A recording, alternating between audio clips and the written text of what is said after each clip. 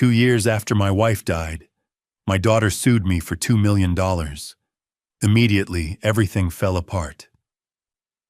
In her eyes, I was just a helpless old man unable to fight back.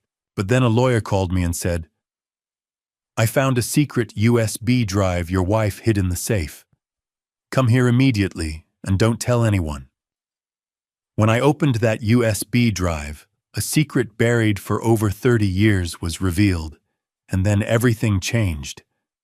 My daughter thought she was in control, but what was revealed would destroy her. I'm incredibly grateful you're here with me today. Before we begin, I'd love to know, where are you listening from right now? Drop a comment below and let me know. It helps me understand who's joining me on this journey, and I read every single one. Quick note: this story weaves together fictional elements designed for reflection and insight. Any similarity to actual names or places is coincidental.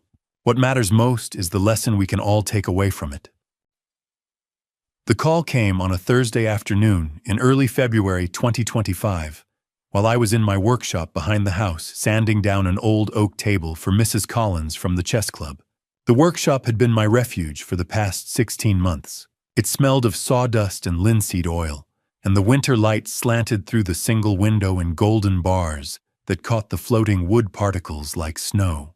I'd built this space 30 years ago, when Kimberly and I first bought the house on Maple Ridge Drive. Back then, it was supposed to be for weekend projects. Now, it was where I spent most of my days. I ran the sandpaper along the grain, feeling the wood smooth beneath my calloused palms. Mrs. Collins had brought the table in last week, saying her late husband had made it in 1987 and she couldn't bear to throw it away. I understood that. These days, I understood a lot about not letting go. At 63, my hands weren't as steady as they used to be, but they still knew their way around wood. Kimberly used to joke that I could fix anything except a broken heart. She'd been right about that. 16 months since I'd lost her to cancer, and I still set 2 plates out for dinner before remembering. The work kept me going. On Mondays, I played chess with Mrs. Collins at the community center. Tuesdays and Thursdays, I taught a free woodworking class to anyone who wanted to learn how to fix a wobbly chair or patch a hole in drywall. Wednesdays, I visited Kimberly's grave. The rest of the time, I stayed in the workshop, turning broken things into whole ones, wishing I could do the same for myself. Brianna, my 37-year-old daughter, hadn't called in 16 months. Not since the funeral, where she'd stood at the edge of the cemetery, in a black dress and expensive sunglasses, her arms crossed, separated from me by 20 feet and a lifetime of something I couldn't name. After they lowered Kimberly into the ground, Brianna had gotten into her BMW and driven away. I hadn't heard her voice since. I told myself she was grieving in her own way. I told myself she'd call when she was ready. I told myself a lot of things that made the silence easier to bear. The phone rang at 2:30. I set down the sandpaper and wiped my hands on my jeans, leaving dusty streaks across the denim. My phone sat on the workbench next to a half-empty mug of coffee gone cold. I didn't recognize the number, but the area code was local. "Hello, Raymond Fletcher." The voice was professional, clipped. Male. "Speaking. It's James Rodriguez. We need to talk."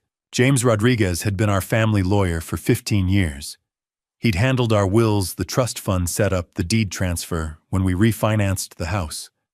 A good man. Thorough. Not the type to call without reason. I glanced at the clock. "Is everything all right? I need you to come to my office tomorrow at 9:30 in the morning." His voice carried a weight I'd never heard before. "Don't tell anyone about this meeting. Not Brianna. Not anyone." My stomach tightened. "James, what's going on?" "This is about Kimberly." I sat down on the workshop stool, the wood creaking under my weight. "Kimberly's been gone for 16 months. I know." A pause. "Raymond, your wife left something for you. A USB drive. She gave it to me 3 years ago with very specific instructions." "What kind of instructions?" "I could only give it to you if one particular event occurred." Another pause, longer this time. That event just happened. My mouth went dry. What event? Brianna filed a lawsuit this morning. The workshop seemed to tilt. I gripped the edge of the workbench to steady myself. A lawsuit against who? Against you. She's challenging the trust fund. Claims you manipulated Kimberly into setting it up, that you had undue influence over your wife's decisions in her final years. The words didn't make sense. I heard them individually, but strung together they became nonsense syllables, a foreign language I couldn't parse. That's not possible, I said.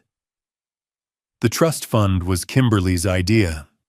She wanted to make sure. I know what she wanted, Raymond. I helped her set it up. James's voice softened slightly. But Brianna is claiming otherwise. You'll receive official court papers tomorrow. I wanted to give you a heads up before that happens. I stood, paced 3 steps to the window, stared out at the backyard, where snow clung to the bare branches of the maple tree. Kimberly had planted that tree the year Brianna was born, 37 years ago. Why would she do this? I heard the crack in my voice, couldn't stop it. I don't know, but Kimberly knew. James let that sit for a moment. The USB she left contained something she wanted you to see if this day ever came. She predicted it, Raymond. 2 years before she passed, my legs felt weak. I leaned against the workbench. How could she know?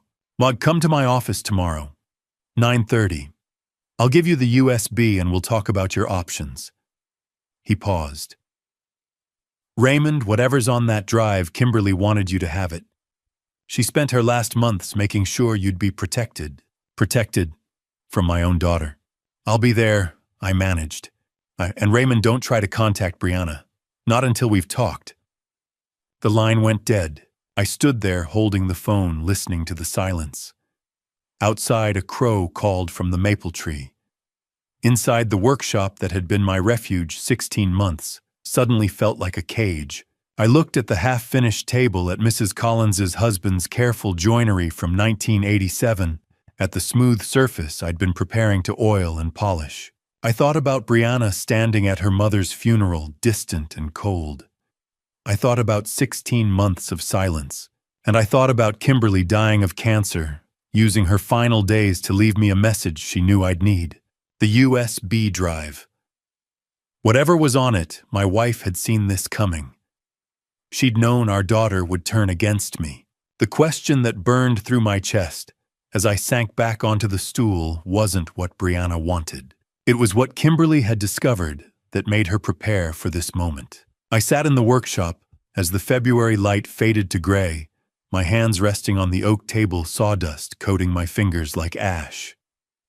16 months of quiet grief had just shattered. Tomorrow I would walk into James Rodriguez's office and learn what secret my wife had been keeping.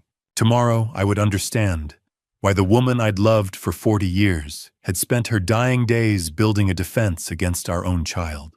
But tonight, all I could do was sit in the gathering darkness and wonder how my family had broken so completely without my ever noticing the cracks. Friday morning arrived cold and gray. I'd barely slept, spending most of the night at the kitchen table with coffee and unanswered questions. By dawn, I'd given up, pretending rest would come. James Rodriguez's law office occupied the 3rd floor of a historic brick building downtown, overlooking the frozen Cedarwood River. I parked on Main Street and walked the last block, my breath forming white clouds in the February air. The town was just waking up, early risers hurrying into the coffee shop, mountains in the distance sharp against the pale sky. The reception area was warm.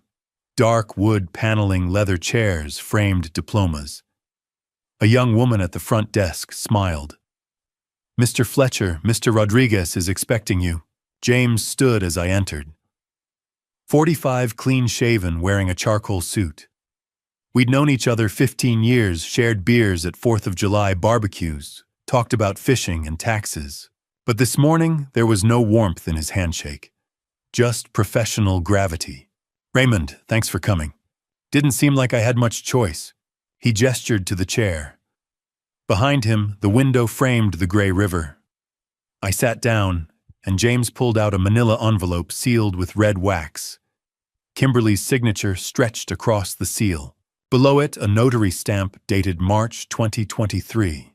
"Your wife gave this to me in March of 2023, James said quietly. "That was nearly 2 years ago, and 7 months before she passed away. She made me promise I'd only give it to you if Brianna sued you." I stared at the date. March 2023. Kimberly had been sick then, but still fighting, still planning. She'd known this moment would come even then. I opened the envelope. Inside was a USB drive and a folded sheet of notebook paper in Kimberly's careful handwriting. "Raymond, if you're reading this, Brianna has filed a lawsuit. I'm sorry you have to face this alone. The USB contains evidence. James will help you. Trust him. Protect Scarlett. She's innocent in all of this. I love you. Forgive me for the secrets. K. Who is Scarlett?" I heard my voice from a distance. James leaned back, choosing his words carefully. "Scarlett Reed, 41 years old. She runs a tailoring shop on Old Market Street." He paused. "She's Kimberly's stepdaughter, and your biological daughter." The office tilted. I gripped the chair arms, needing something real to hold on to. "That's impossible. I don't have another daughter." "Ah, you do." James pulled out a photograph. A woman with auburn hair standing in front of a shop window, scissors in hand, smiling. I stared at the photo. Something in the shape of her face, the line of her jaw, made my chest tightening. I've never seen this woman in my life. "Kimberly met her 4 years ago at a funeral," James said gently. "She learned the truth then. She started helping Scarlett financially, $800 a month for 3 years. That's what triggered Brianna's suspicion. $800 a month. I'd never noticed. But then again, I wouldn't have. Kimberly had always managed the household finances. She paid the bills, balanced the checkbook, handled the savings. I trusted her completely. If she'd been transferring money to someone, I never would have seen it. Not unless I'd gone looking. And I never had reason to look." James pulled out another stack of papers. "These are the court documents Brianna filed yesterday. I took them with numb fingers. Certain phrases jumped out. Undue influence, fraud, breach of fiduciary duty. She's claiming you manipulated Kimberly," James said. "That you used your wife's illness to pressure her into including Scarlett in the trust. She wants the trust dissolved and the assets redistributed." "How much?" "She's $1.65 million. You receive 60%, Brianna 25%, Scarlett 15%. Brianna wants Scarlett removed entirely." I flipped through the pages. Beside Brianna's name appeared another Craig Hutchinson. "Her ex-husband," James said. "They divorced 18 months ago, but they're working together. Both are listed as plaintiffs. Divorced but working together. Planning this for 2 years." While Kimberly lay dying. "Raymond, did you know about Scarlett before this moment?" "No." "Did you pressure Kimberly to include her in the trust?" "I didn't even know the trust included anyone but Brianna and me." James nodded slowly.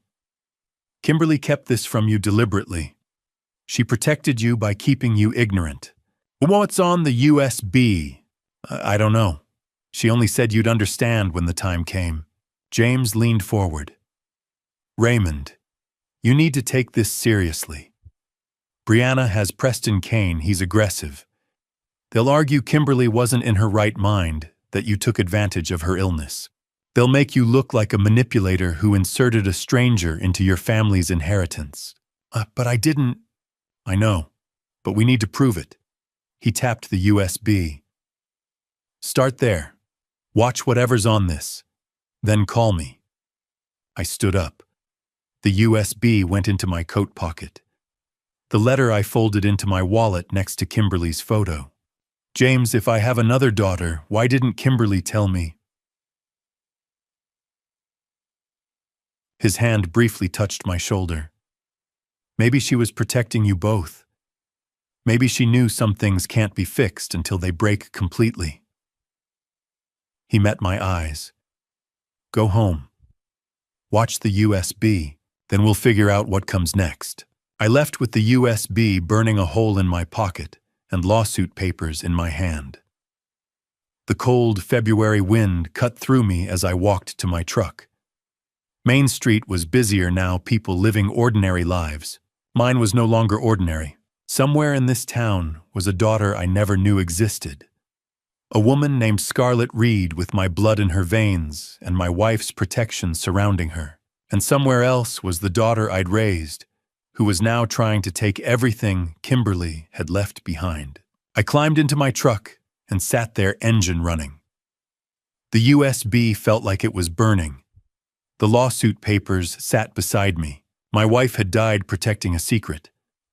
And now I had to decide whether that secret was worth defending. I didn't watch the USB that night. I couldn't. I sat in the living room until past 11, staring at the small device on the coffee table, afraid of what my wife's voice would tell me. The house was dark, except for the lamp beside the couch.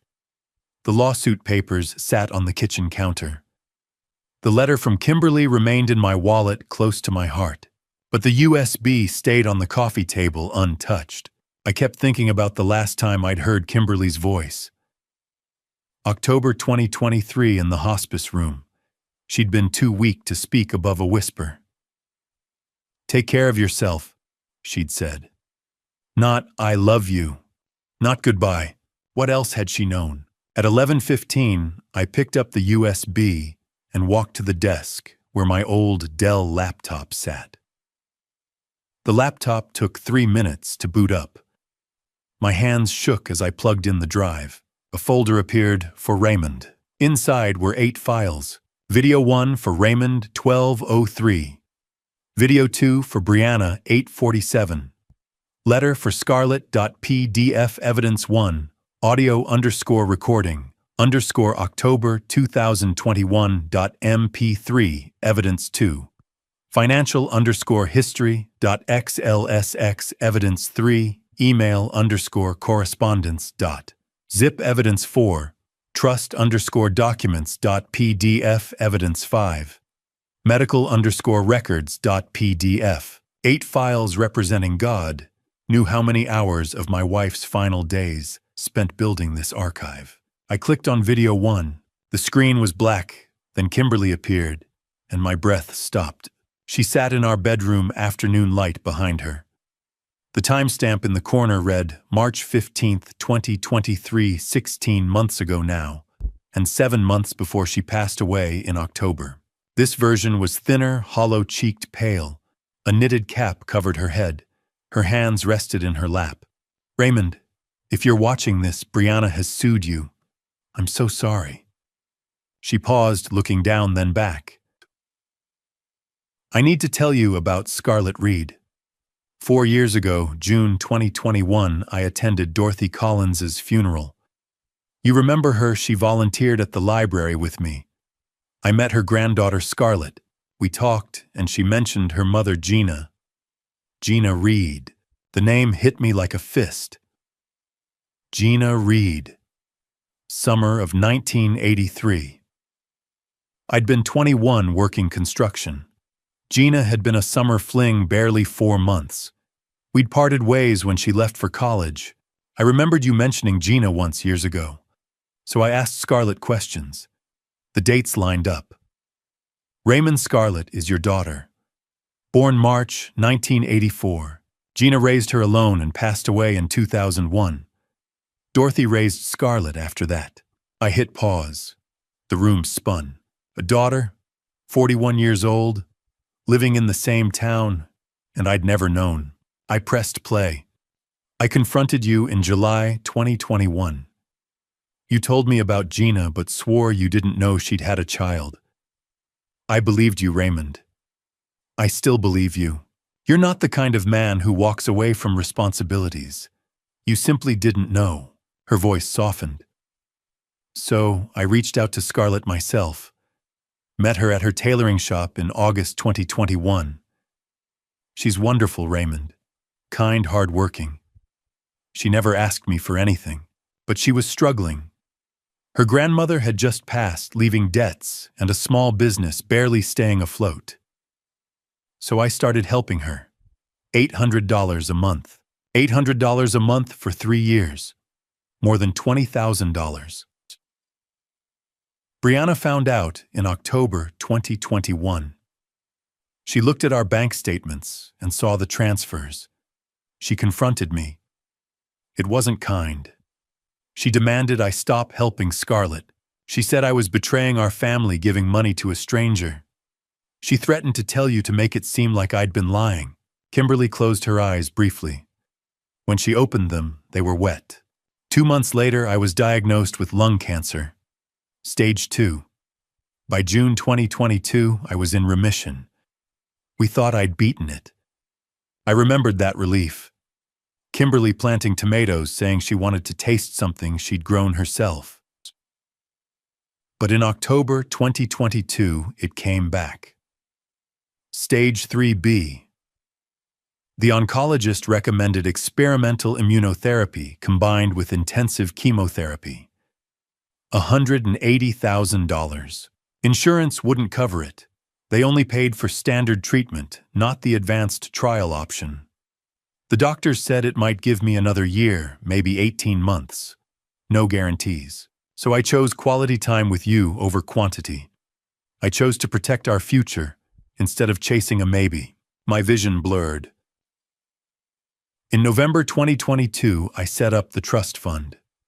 $1.65 million. 60% to you, 25% to Brianna, 15% to Scarlett. I didn't tell you about Scarlett's share because I knew you'd argue. But Raymond, Scarlett deserved something. She's your daughter. Kimberly leaned closer. I started preparing this USB in December 2022 because I knew what was coming. Brianna had stopped visiting, stopped calling. She was angry about Scarlett. I realized she was going to wait until I was gone, then come after you. She was going to claim you manipulated me, that Scarlett was a fraud.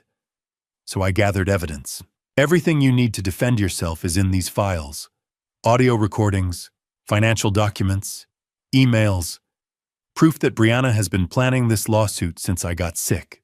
She reached toward the camera to protect Scarlett Raymond. She didn't even know about the trust until after I died. This isn't her fault.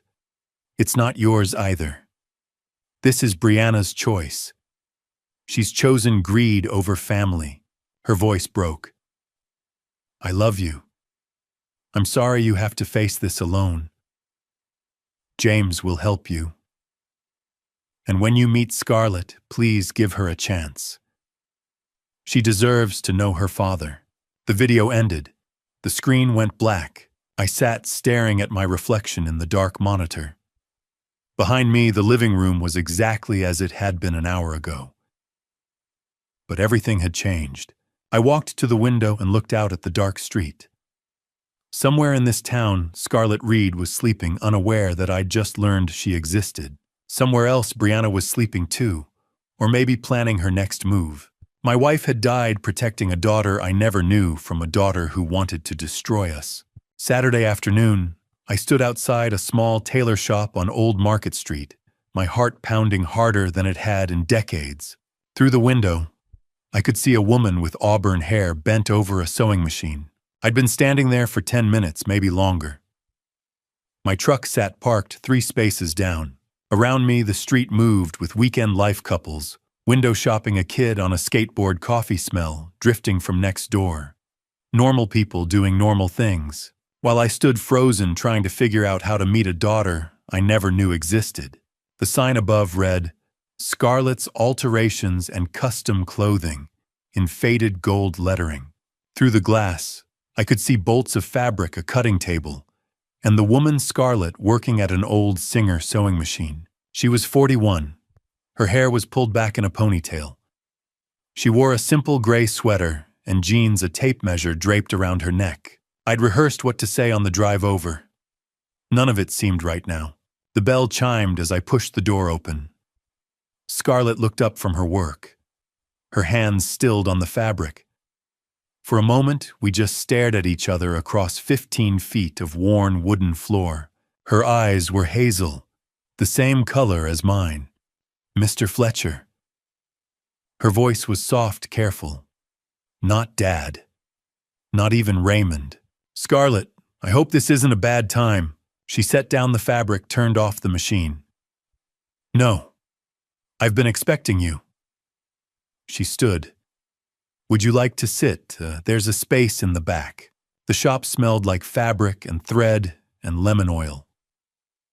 She led me past the sewing machine to a small area behind a curtain. Two mismatched chairs faced each other across a coffee table made from an old door. On the wall, a framed photograph showed a younger Scarlett, with an older woman, her grandmother, I guessed. We sat. The silence stretched between us. Just Kimberly told me, I said finally. In a video, she left a USB drive with the lawyer. Scarlett's expression flickered. I didn't know she'd made a video. She made it 7 months before she passed. She told me about your mother, about Gina. Scarlett looked down at her hands. Small, delicate, the nails, short and practical. A seamstress's hands. I wasn't sure if you'd come. I needed to see you. I leaned forward. To know if... My mother died when I was 18. Scarlett said quietly. Car accident on I-25 during a snowstorm. Before that, she wrote me a letter. Told me to open it if anything happened to her. Inside, she explained about you. That you'd met the summer before I was born. That you didn't know about me. She didn't want to disrupt your life. She should have told me. The words came out harsh. I had a right to know. So maybe, but she was 21 and scared. And from what Kimberly told me, you'd already moved on. You'd met someone else. Scarlett met my eyes. Seemed my mother didn't want to be the mistake that ruined your happiness. Gina Reed. Summer of 1983. I remembered her in flashes, dark hair, quick laugh. We'd been young and careless. When she left for college in August, we'd promised to write. Neither of us ever did. And after my mother died, my grandmother raised me. Scarlett continued. Dorothy Collins. She lived on the east side, worked at the library. She never said anything bad about you. I saw her name in Kimberly's video. Dorothy passed away in 2021. June. Lung cancer. Scarlett's voice wavered. Kimberly came to the funeral. We talked and she asked about my mother, about whether I knew who my father was. I could picture it. Kimberly at a funeral piecing together the puzzle. When did she tell you she knew me? That same day. After the funeral, she asked if we could meet for coffee. She explained everything, that she'd remembered you mentioning someone named Gina, that the dates made sense, that she'd confronted you and you'd had no idea I existed. Scarlett's eyes glistened. She told me she believed you, that you weren't the kind of man who'd walk away from his child. My throat constricted. I wouldn't have. If I'd known, I know. Kimberly said the same thing. Scarlett wiped her eyes. She started helping me the next month. $800 monthly. I tried to refuse, but she wouldn't hear it. She said I was family, even if no one else knew yet. She paid for my design courses, helped me buy this machine, covered the deposit on this shop. She never made me feel like a burden. She said I deserved to have a parent who cared. The weight of that settled over me. While I'd been living my quiet life, Kimberly had been building a bridge between me and this daughter I didn't know I had. I'm sorry, I said, my voice breaking. I should have known. I should have been there. You didn't know. Scarlett reached across the table, her hand resting lightly on mine. Kimberly said you were a good man who made one mistake 40 years ago. She said you'd spent your whole life being faithful and kind. One summer doesn't erase that. We sat in silence, her hand on mine, the shop quiet around us. Oh, Brianna is suing me, I said after a while. She wants to challenge the trust fund. She's claiming I manipulated Kimberly, that you don't deserve anything from the estate. Scarlett withdrew her hand, her expression tightening. I don't want the money, Mr. Fletcher. I never asked for it. When Kimberly's lawyer called after she passed and told me I was in the trust, I was shocked. I almost refused it. But you didn't. No, because he said it was what Kimberly wanted, and I couldn't disrespect her wishes. She looked at me steadily. But if the money causes you this much trouble, I'll walk away. I'll sign whatever papers say I don't want it. I just wanted a family. That's all I ever wanted. The simplicity of it hit me like a wave. All the legal maneuvering, all of Brianna's accusations, and Scarlett just wanted what should have been hers from the beginning. A father, a family, a sense of belonging. You're not walking away, I said. Kimberly left you that money because you're my daughter, because you deserve to be included. And I'm not going to let Brianna take that from you. Scarlett's eyes filled. You barely know me. I know you're mine. That's enough. I stood to leave. Scarlett walked me to the door. Before I left, she reached out and hugged me, quick and uncertain, like she wasn't sure she had the right. I hugged her back, this stranger who was my daughter, and felt something crack open in my chest. As I drove home that evening, the sun setting behind the mountains, I realized I'd spent 41 years not knowing I had a daughter who only wanted to be loved. And now I had to fight another daughter in court to protect her. Monday morning, James Rodriguez spread a stack of printed emails across his desk, like a dealer laying out cards. Raymond, this is what Kimberly predicted, he said. And this is why Brianna will lose. I'd driven to his office straight from the community center, where I'd spent Sunday teaching woodworking and trying not to think about the past 3 days. The email sat between us now, 47 pages thick, with highlighted sections glowing yellow under the desk lamp. After Brianna filed the lawsuit, I immediately requested a subpoena for electronic communications between her and Craig Hutchinson. James explained. The court granted it Friday afternoon. These are from the past year emails mostly. They tell quite a story. He slid the first page toward me. February 14th, 2024. Valentine's Day. Almost exactly a year ago. The email was from Brianna to Craig. Subject line, opportunity. I read slowly, my hands steady, though my chest felt tight. Brianna had written, Craig, the trust fund is $1.65 million. If we challenge it together, we can split it 50-50. I'll divorce you on paper, but we stay partners. This is our retirement. Craig's response came 2 hours later.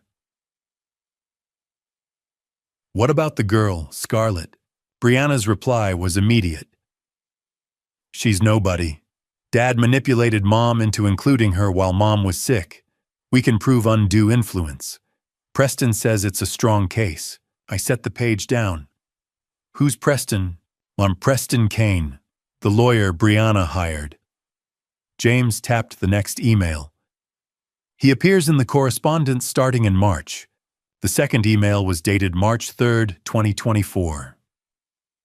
Craig had written, met with Preston Kane today. He specializes in trust disputes.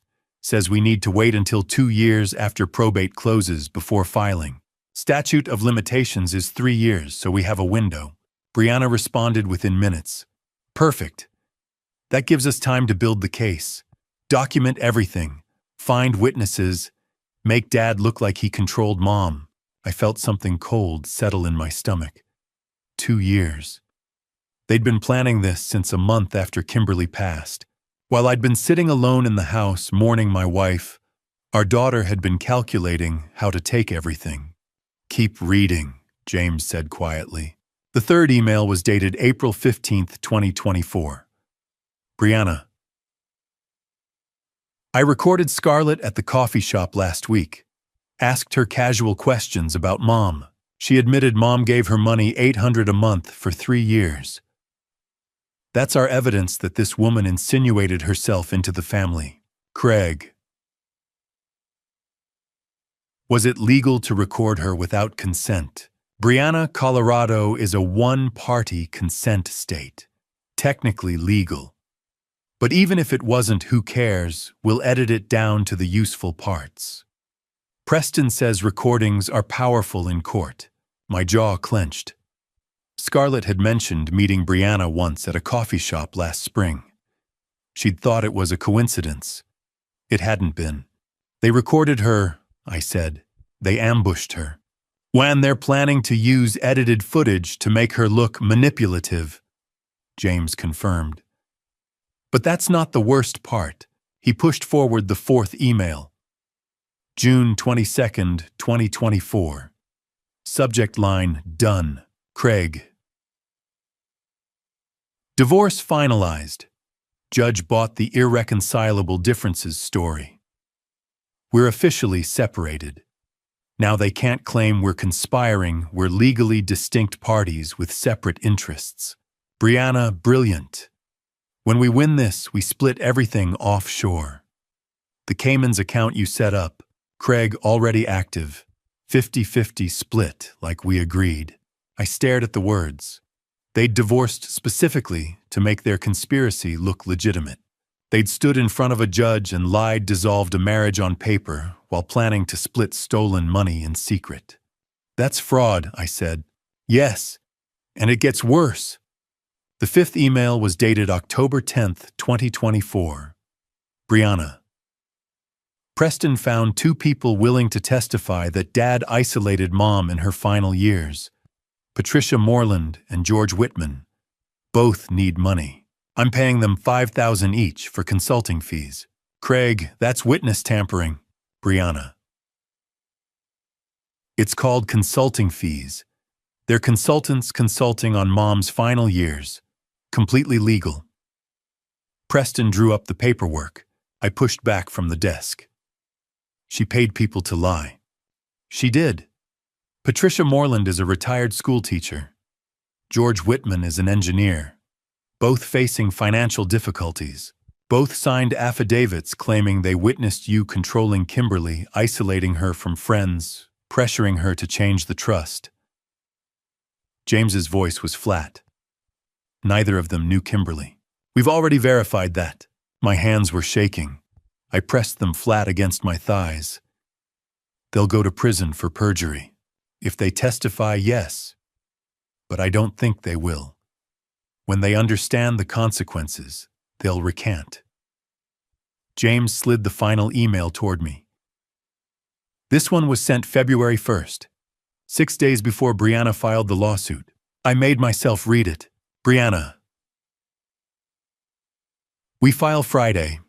Preston says with the recording, the witnesses, and the financial documents, showing Dad had control of the accounts, we'll get at least $2 million in settlement. Probably more. Dad won't fight. He's too broken since Mom died. He'll fold. Craig and Scarlett. Brianna, she'll disappear. No one will believe her over us. She's a nobody with no legal standing. Once we prove the trust was invalid, she gets nothing. We walk away clean.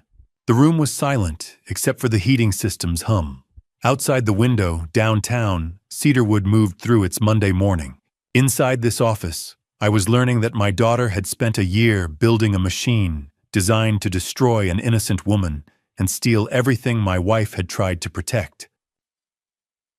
This is criminal conspiracy, James said. Witness tampering, fraud, perjury.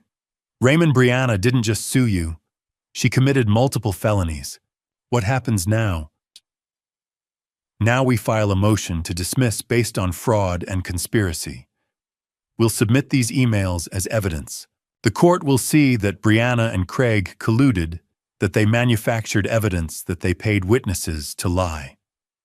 The judge will throw out the case. James gathered the papers into a neat stack. No, and then the prosecutor will likely press charges against all of them, Brianna, Craig, Preston, Kane, and the witnesses. Brianna could go to prison. Yes, I stood my legs unsteady. Through the window, I could see the mountains in the distance. My wife was buried at the cemetery on the east side of town. My daughter Scarlett was probably at her shop right now, unaware that she'd been targeted for destruction. And my daughter Brianna was somewhere out there waiting for me to fold, expecting me to be too broken to fight. She'd miscalculated.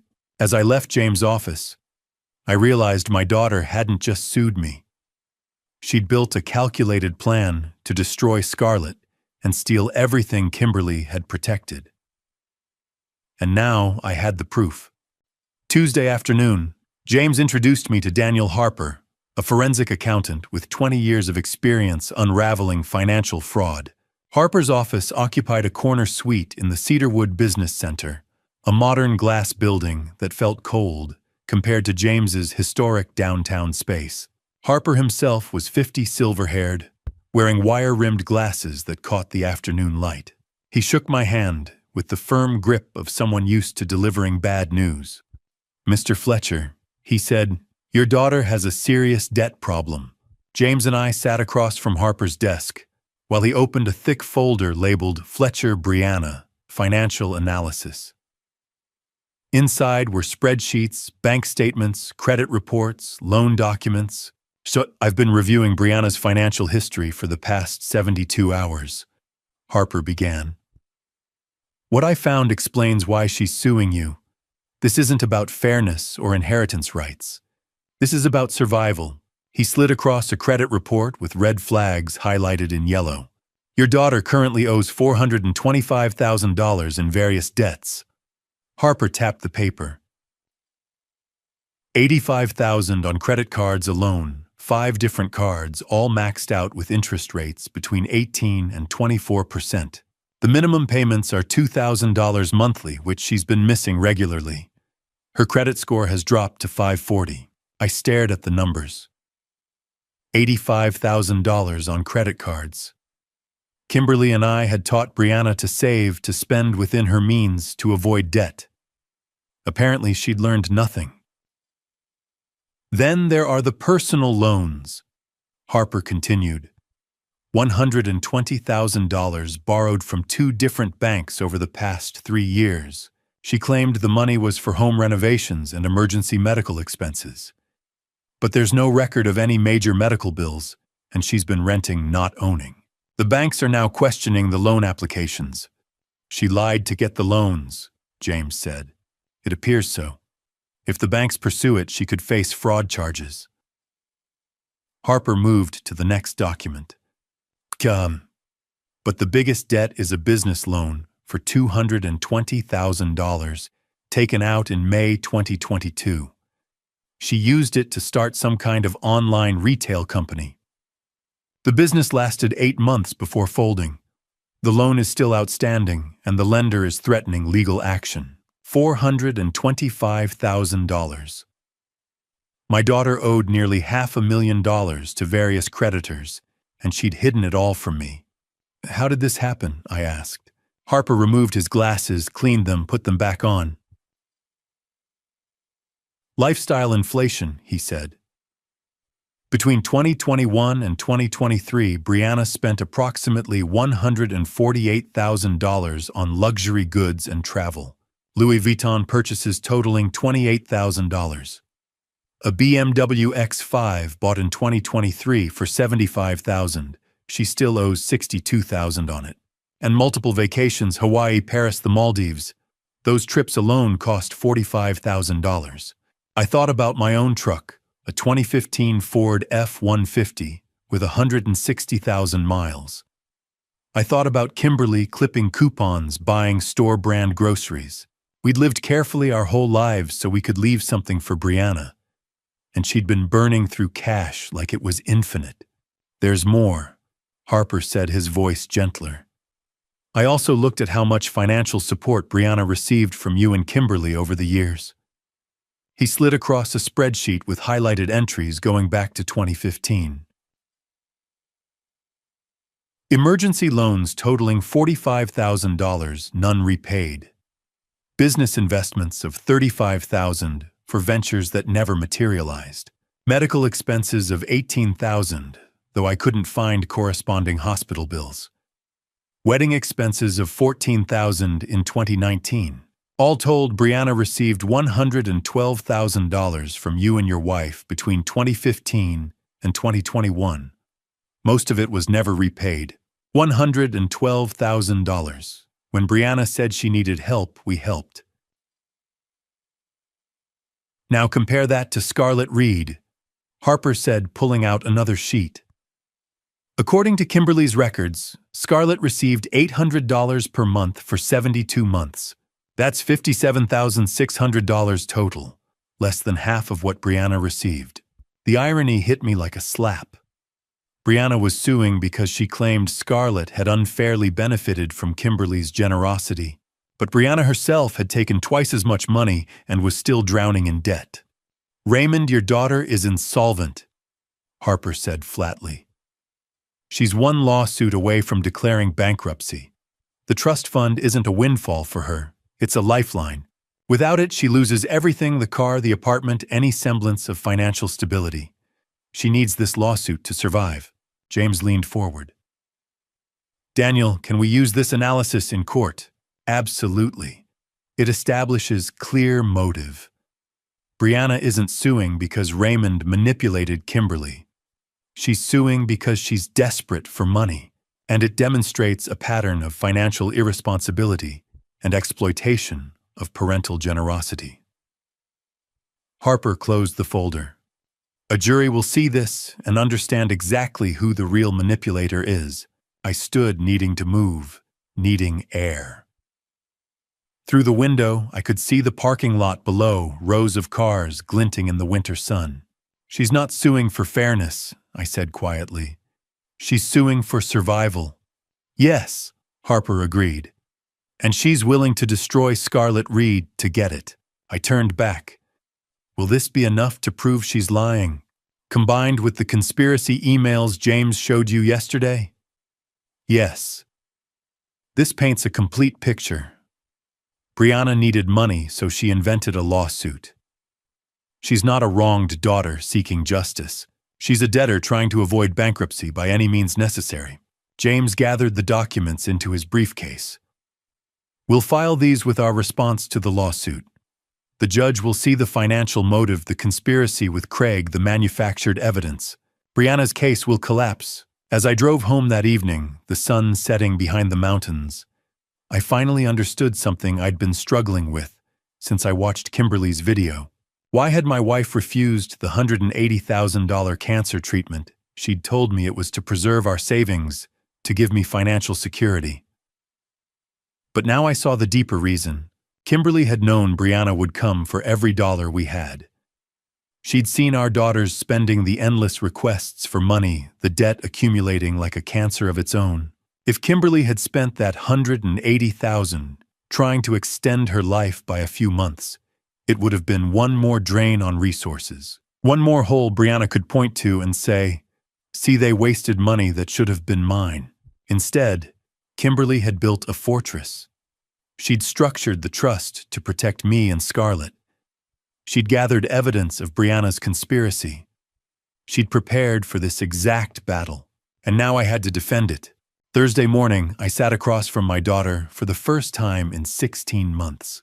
Preston Kane's law office was smaller than James's, located on the second floor of a newer building, with glass walls and modern furniture that felt sterile.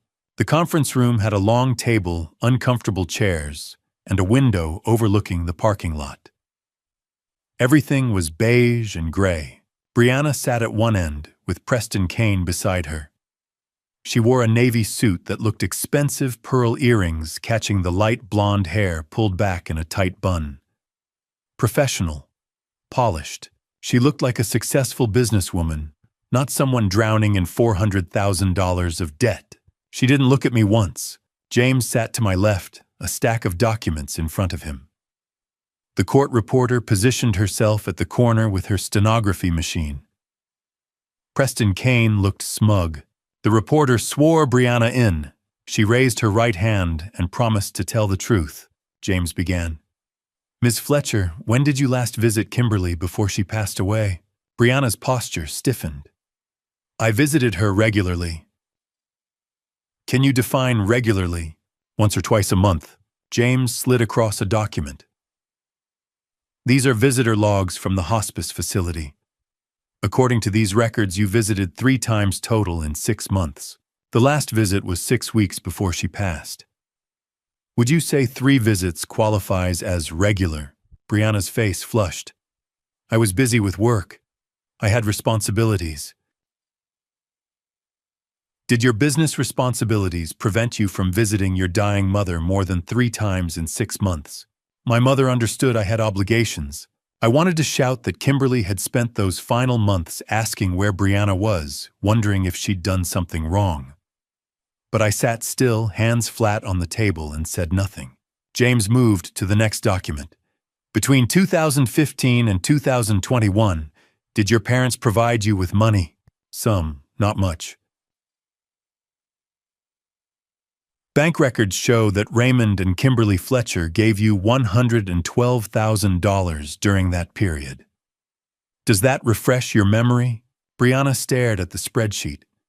Her face went pale. That seems... I don't remember it being that much. Did you repay any of it? Silence. Ms. Fletcher, did you repay your parents any portion of the $112,000 they gave you? I intended to. But you didn't. Not yet. James made a note. Now I'd like to ask about Scarlett Reed. Did you become aware that your mother was giving money to Scarlett in October 2021? Yes. I saw bank transfers I didn't recognize. When I asked my mother about them, she told me she was helping some woman I'd never heard of. How did that conversation go? I was concerned. My mother was vulnerable, possibly being manipulated. James pulled out another document. During that confrontation in October 2021, did you say to your mother, "Then just let go already"? Brianna blinked. I don't remember saying that. For the record, we have an audio recording of that conversation. Would you like to hear it to refresh your memory? Brianna's face went white. Beside her, Preston Kane shifted uncomfortably. I may have said something like that. I was upset. You told your dying mother to just let go already because she was giving money to your half-sister. I meant she should let go of the stress. I watched my daughter lie. Her tells were the same as when she was a child, touching her earring, the slight elevation of her chin, the careful modulation of her voice. James pulled out the stack of emails. Did you and Craig Hutchinson exchange emails discussing a plan to contest your mother's trust fund? I don't recall specific emails. Let me read one to you. February 14th, 2024, 4 months before your divorce. You wrote, Craig, the trust fund is $1.65 million. If we challenge it together, we can split it 50-50. I'll divorce you on paper, but we stay partners. Do you recall writing that? Brianna didn't answer. Preston Kane's smugness had evaporated. Did you divorce Craig Hutchinson as part of a strategy to make your conspiracy look more legitimate? I didn't conspire with anyone. We have 47 emails between you and Craig discussing this lawsuit. Would you like me to read more of them? Brianna looked at Preston. He gave a small shake of his head. I'd like to invoke my Fifth Amendment right against self-incrimination. James made another note. Did you pay Patricia Moreland and George Whitman to provide testimony in this case? I paid them consulting fees. Hospital records show neither of them ever visited your mother. Phone records show no calls between them and Kimberly Fletcher. How exactly did they know your family? Brianna touched her earring again. They were acquaintances.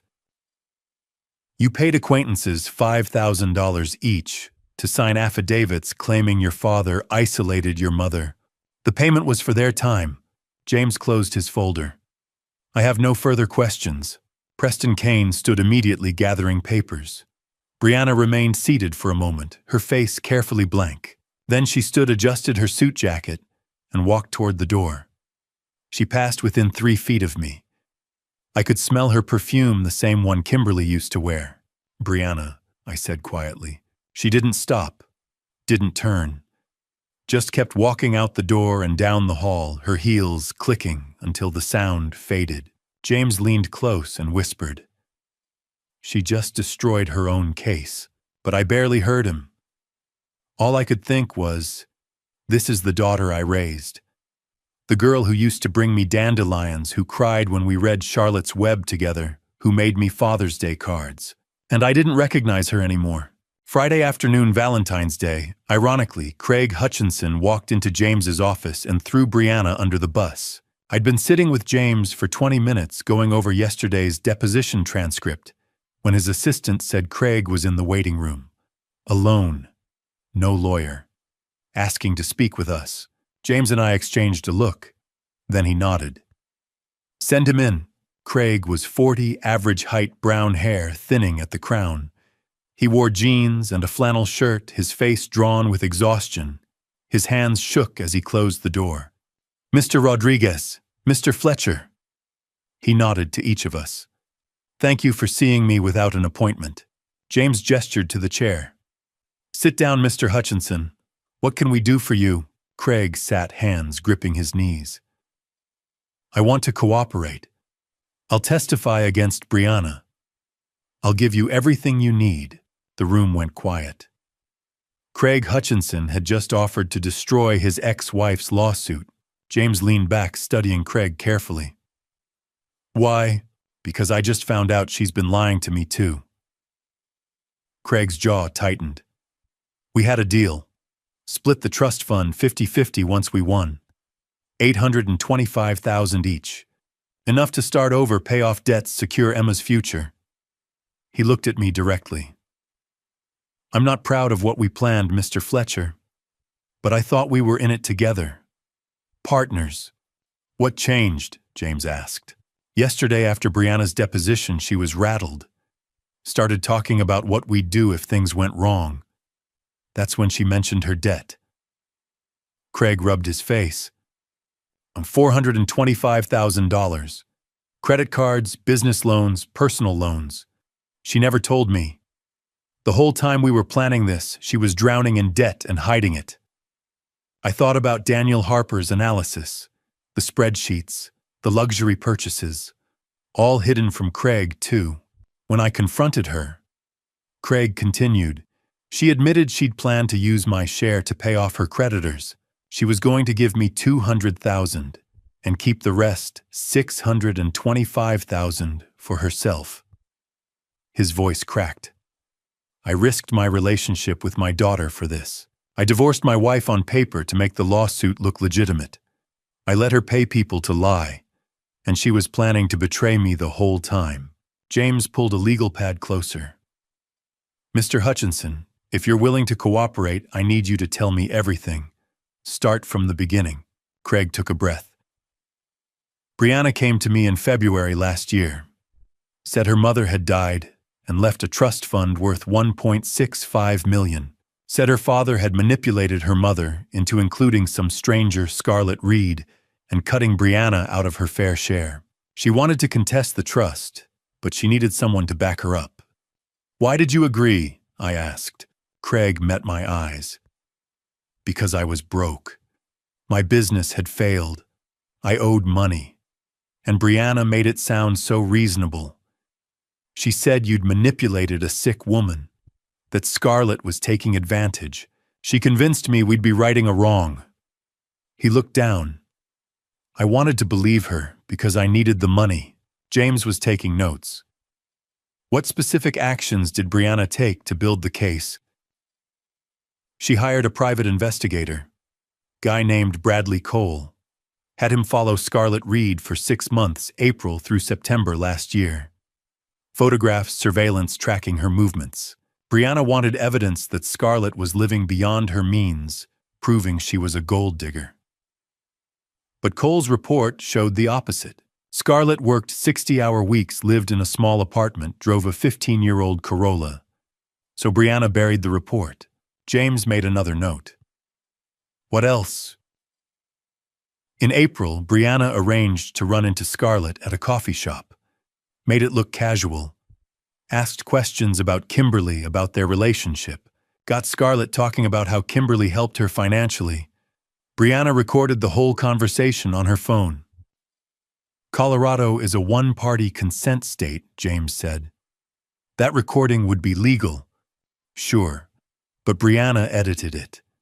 Cut out all the context, how Scarlett never asked for money, how Kimberly insisted on helping, how Scarlett tried to refuse. The edited version makes it sound like Scarlett manipulated Kimberly. Craig shook his head.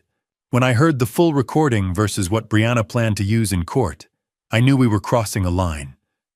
But I was already in too deep. Tell me about the witnesses, James said. Patricia Moreland and George Whitman. Brianna found them through Preston Kane's paralegal. People who needed money and weren't too concerned about ethics. She paid them $5,000 each to sign affidavits claiming they'd witnessed Raymond isolating Kimberly. Made them memorize stories about visits that never happened, conversations they never overheard. Brianna wrote the affidavits herself. They just signed. I felt sick. My daughter had paid strangers to lie about me in sworn documents. James set down his pen. If you testify to everything you just told me in court under oath, what do you expect in return? Leniency. I know I'm facing criminal charges, conspiracy, fraud, maybe witness tampering. But if I cooperate fully, give you all the emails, the payment records, the original surveillance report, the unedited recording, everything, maybe the prosecutor will recommend reduced charges. Maybe I can avoid prison time for Emma's sake. I can speak with the prosecutor, James said. But I can't make promises. The extent of leniency will depend on how useful your testimony is. I'll do whatever it takes. Craig's voice was firm. I'll testify. I'll provide documentation. I'll plead guilty if necessary. I just need a chance to be there for my daughter. James glanced at me, a silent question. I nodded slightly. This man had conspired against me, had helped Brianna try to destroy Scarlett. But he was offering us the final piece we needed. All right, James said. We have a deal. I'll contact the prosecutor today. In the meantime, I need you to write down everything, dates, amounts, specific conversations. And Mr. Hutchinson, don't contact Brianna. The prosecutor will want to control when and how she finds out you've turned state's witness. Craig stood, relief visible despite the exhaustion. Thank you, both of you. As Craig turned to leave, I spoke. Does Brianna know you're here? He paused at the door. Not yet, but she will soon. After Craig left, James turned to me and for the first time in a week, he smiled. We just won this case. With Craig's testimony, the emails, the evidence of manufactured witnesses, Brianna's lawsuit is dead. The judge will dismiss it, and the prosecutor will file criminal charges. He was right.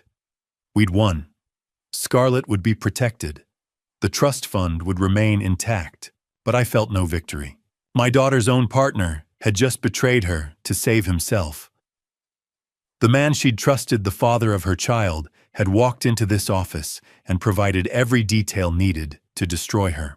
Through the window, I could see couples walking by carrying roses and chocolates. Valentine's Day. A day for love. We just turned it into a day of betrayal.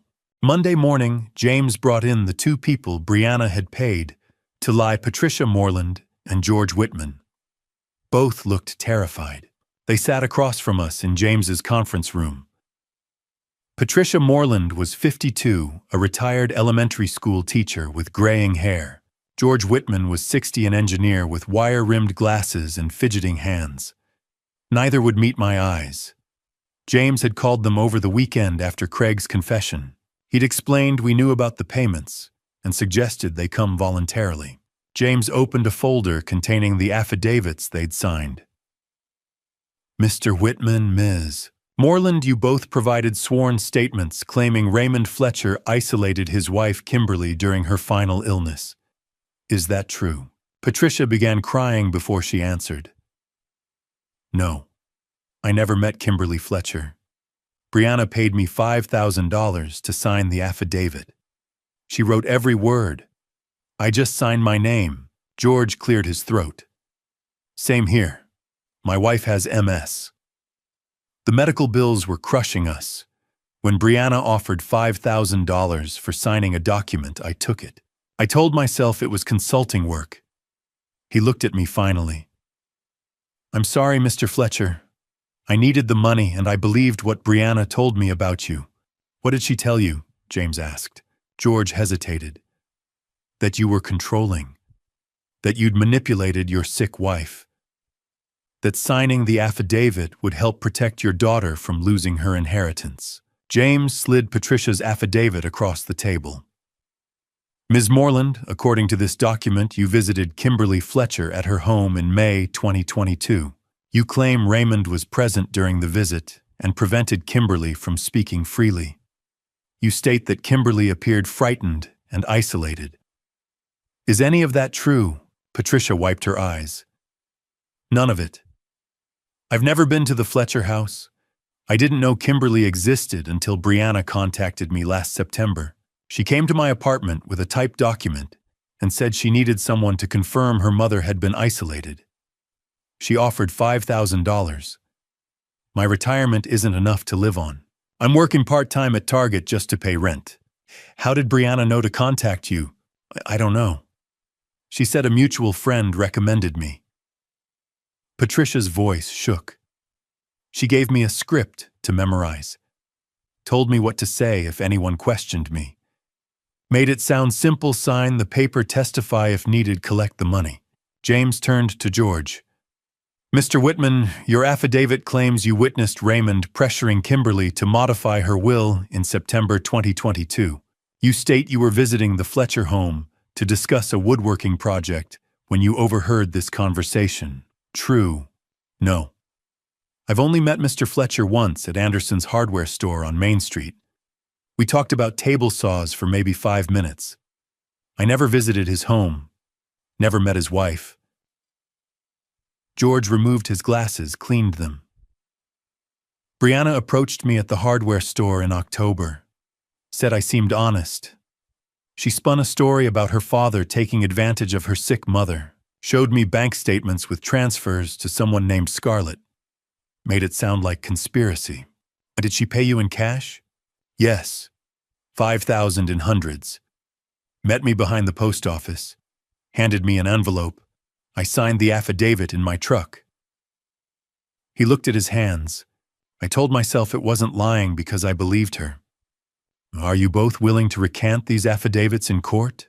James asked. "To testify under oath that everything you signed was false." Patricia nodded immediately. "Yes. I can't live with this lie anymore. Since I signed it, I haven't slept.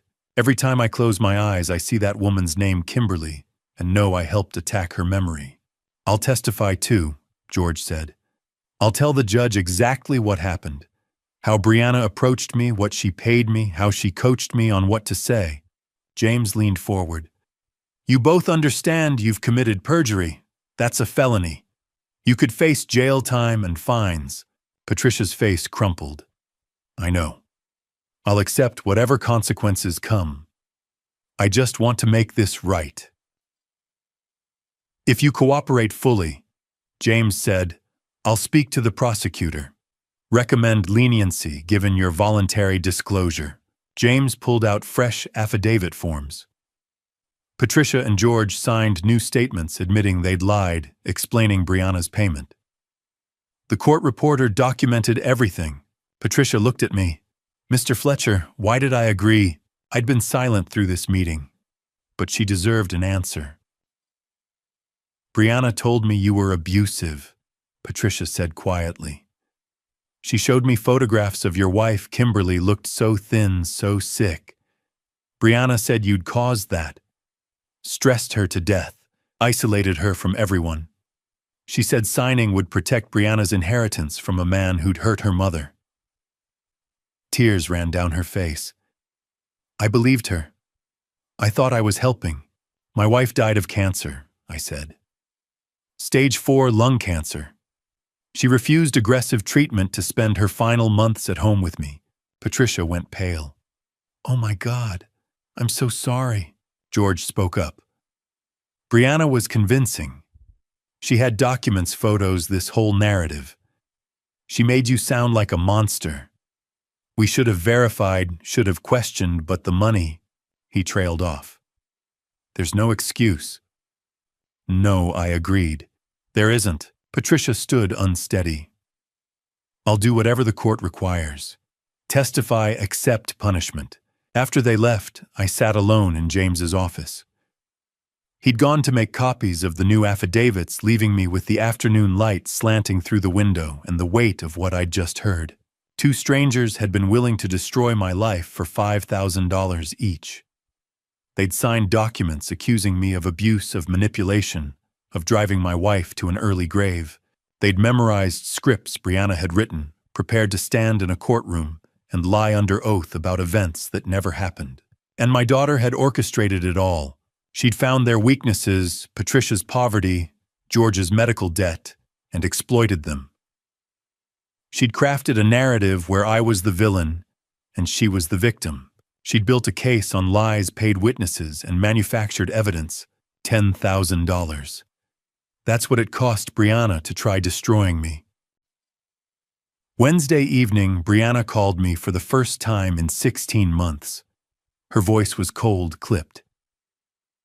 Dad, we need to talk. Meet me at the Mountain Bean at 4:30. She hung up before I could answer. The Mountain Bean was a coffee shop on Main Street. I arrived at 4:25 and spotted Brianna immediately. She sat at a corner table watching the door. She looked different than at the deposition. No navy suit, no pearl earrings. Just a black sweater hanging loose on her frame jeans, her blonde hair in a messy ponytail. No makeup, dark circles under her eyes. She looked like someone who hadn't slept in days. I sat down across from her, didn't order coffee, didn't say hello, just waited. I know Craig talked to your lawyer, she said. No preamble. Whatever he told you, he's lying. He told the truth, Brianna. You don't know that. We have the emails, all 47 of them. Every plan you made, every lie you told, every dollar you paid to fake witnesses. We have recordings, bank transfers, affidavits. We have everything. Her face went pale. Those emails were taken out of context. Stop, my voice came out hard. I've spent 2 weeks watching you lie. I'm done listening to lies. Brianna's hands tightened around her coffee cup. You don't understand. Watching Mom give money to some stranger. Watching her replace me. Scarlett is your sister. She's not my sister. Brianna's voice rose sharply. People glanced over. She lowered her tone, but the anger remained. She's a stranger who manipulated Mom. Scarlett never asked for anything. Your mother reached out to her. Your mother chose to help. Mom gave her $57,000 and then left her 15% of the trust. That should be mine. More people were looking now. The barista paused mid-pour. Sit down, Brianna, I said quietly. She was half out of her chair, leaning forward, face flushed. For a moment, I thought she'd storm out. Then she sat slowly, hands trembling. I leaned forward. Your mother gave you $112,000 over 6 years. She gave Scarlett $57,000. You received double what Scarlett got, and you're still not satisfied. That was different. I'm her daughter. So is Scarlett. Brianna's eyes filled with tears. Why did you do this to us? Why did you cheat on Mom? I didn't cheat on your mother. What happened with Gina was 42 years ago, before I even met Kimberly. But you lied. You never told us about her. One, I didn't know. I heard the desperation in my voice. I swear, Brianna, I didn't know Scarlett existed until 2 weeks ago. Gina never told me she was pregnant. Drop Scarlett from the trust. Give me her 15%. I'll drop the lawsuit. We can settle this right now. I looked at my daughter, at the desperation in her face, the calculation beneath the tears. No, Brianna blinked. What? Your mother wanted Scarlett protected. She set up that trust knowing exactly what she was doing. I'm not going to betray her wishes. She was sick. She wasn't thinking clearly. She was thinking more clearly than either of us. I stood up. Your mother knew you'd do this. She knew you'd sue, she knew you'd lie, she knew you'd try to destroy Scarlett. That's why she prepared the USB. She was protecting both of us, me and Scarlett, from you. Brianna stood too, face twisted with anger and hurt. She pulled out a $10 bill and threw it on the table. Then I'll see you in court, and I'll make sure everyone knows what kind of man you really are. A liar, a cheat, someone who abandoned his own daughter for 40 years, and then let his wife replace his real family with a stranger. She turned and walked toward the door. Every eye in the coffee shop was on her. On us. She pushed through the door and it swung shut with a sharp crack. I stood there for a long moment. The barista approached hesitantly. Sir, are you okay? No, I said honestly. But I will be. I left the money on the table and walked out into the February cold. The sun had set, leaving the street washed in blue light. Somewhere in this town, Brianna was driving home, probably crying, probably already calling Preston Kane. Somewhere else, Scarlett was closing up her shop, unaware of what had just happened. And I was standing on Main Street, wondering if I'd just destroyed the last chance to salvage any relationship with my daughter. That night, I drove to the cemetery where Kimberly was buried. I parked under the old oak tree and walked to her grave. The headstone was simple. Kimberly Ann Fletcher, 1965 to 2023. Beloved wife, mother, teacher. Below that, love never fails. I stood there in the cold darkness, hands in my coat pockets, breath forming white clouds. Champion, I whispered, did I make the right choice, or am I losing both our daughters? The wind moved through bare branches. But from Kimberly, there was only silence.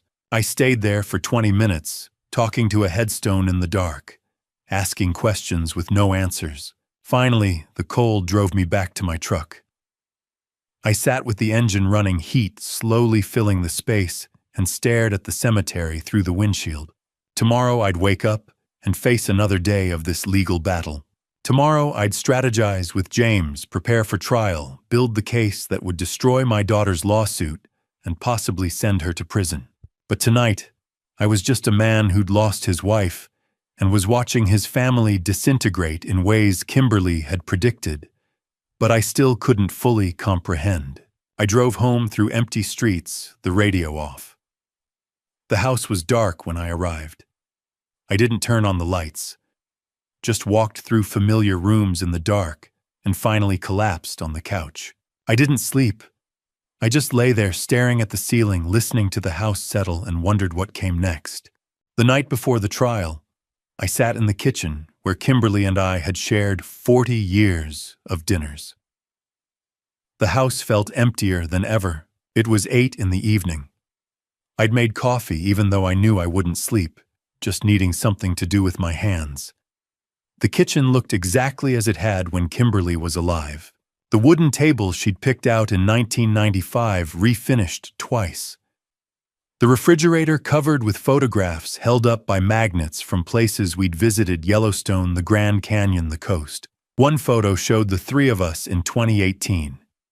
Me, Kimberly, and Brianna at Brianna's birthday dinner. We were all smiling.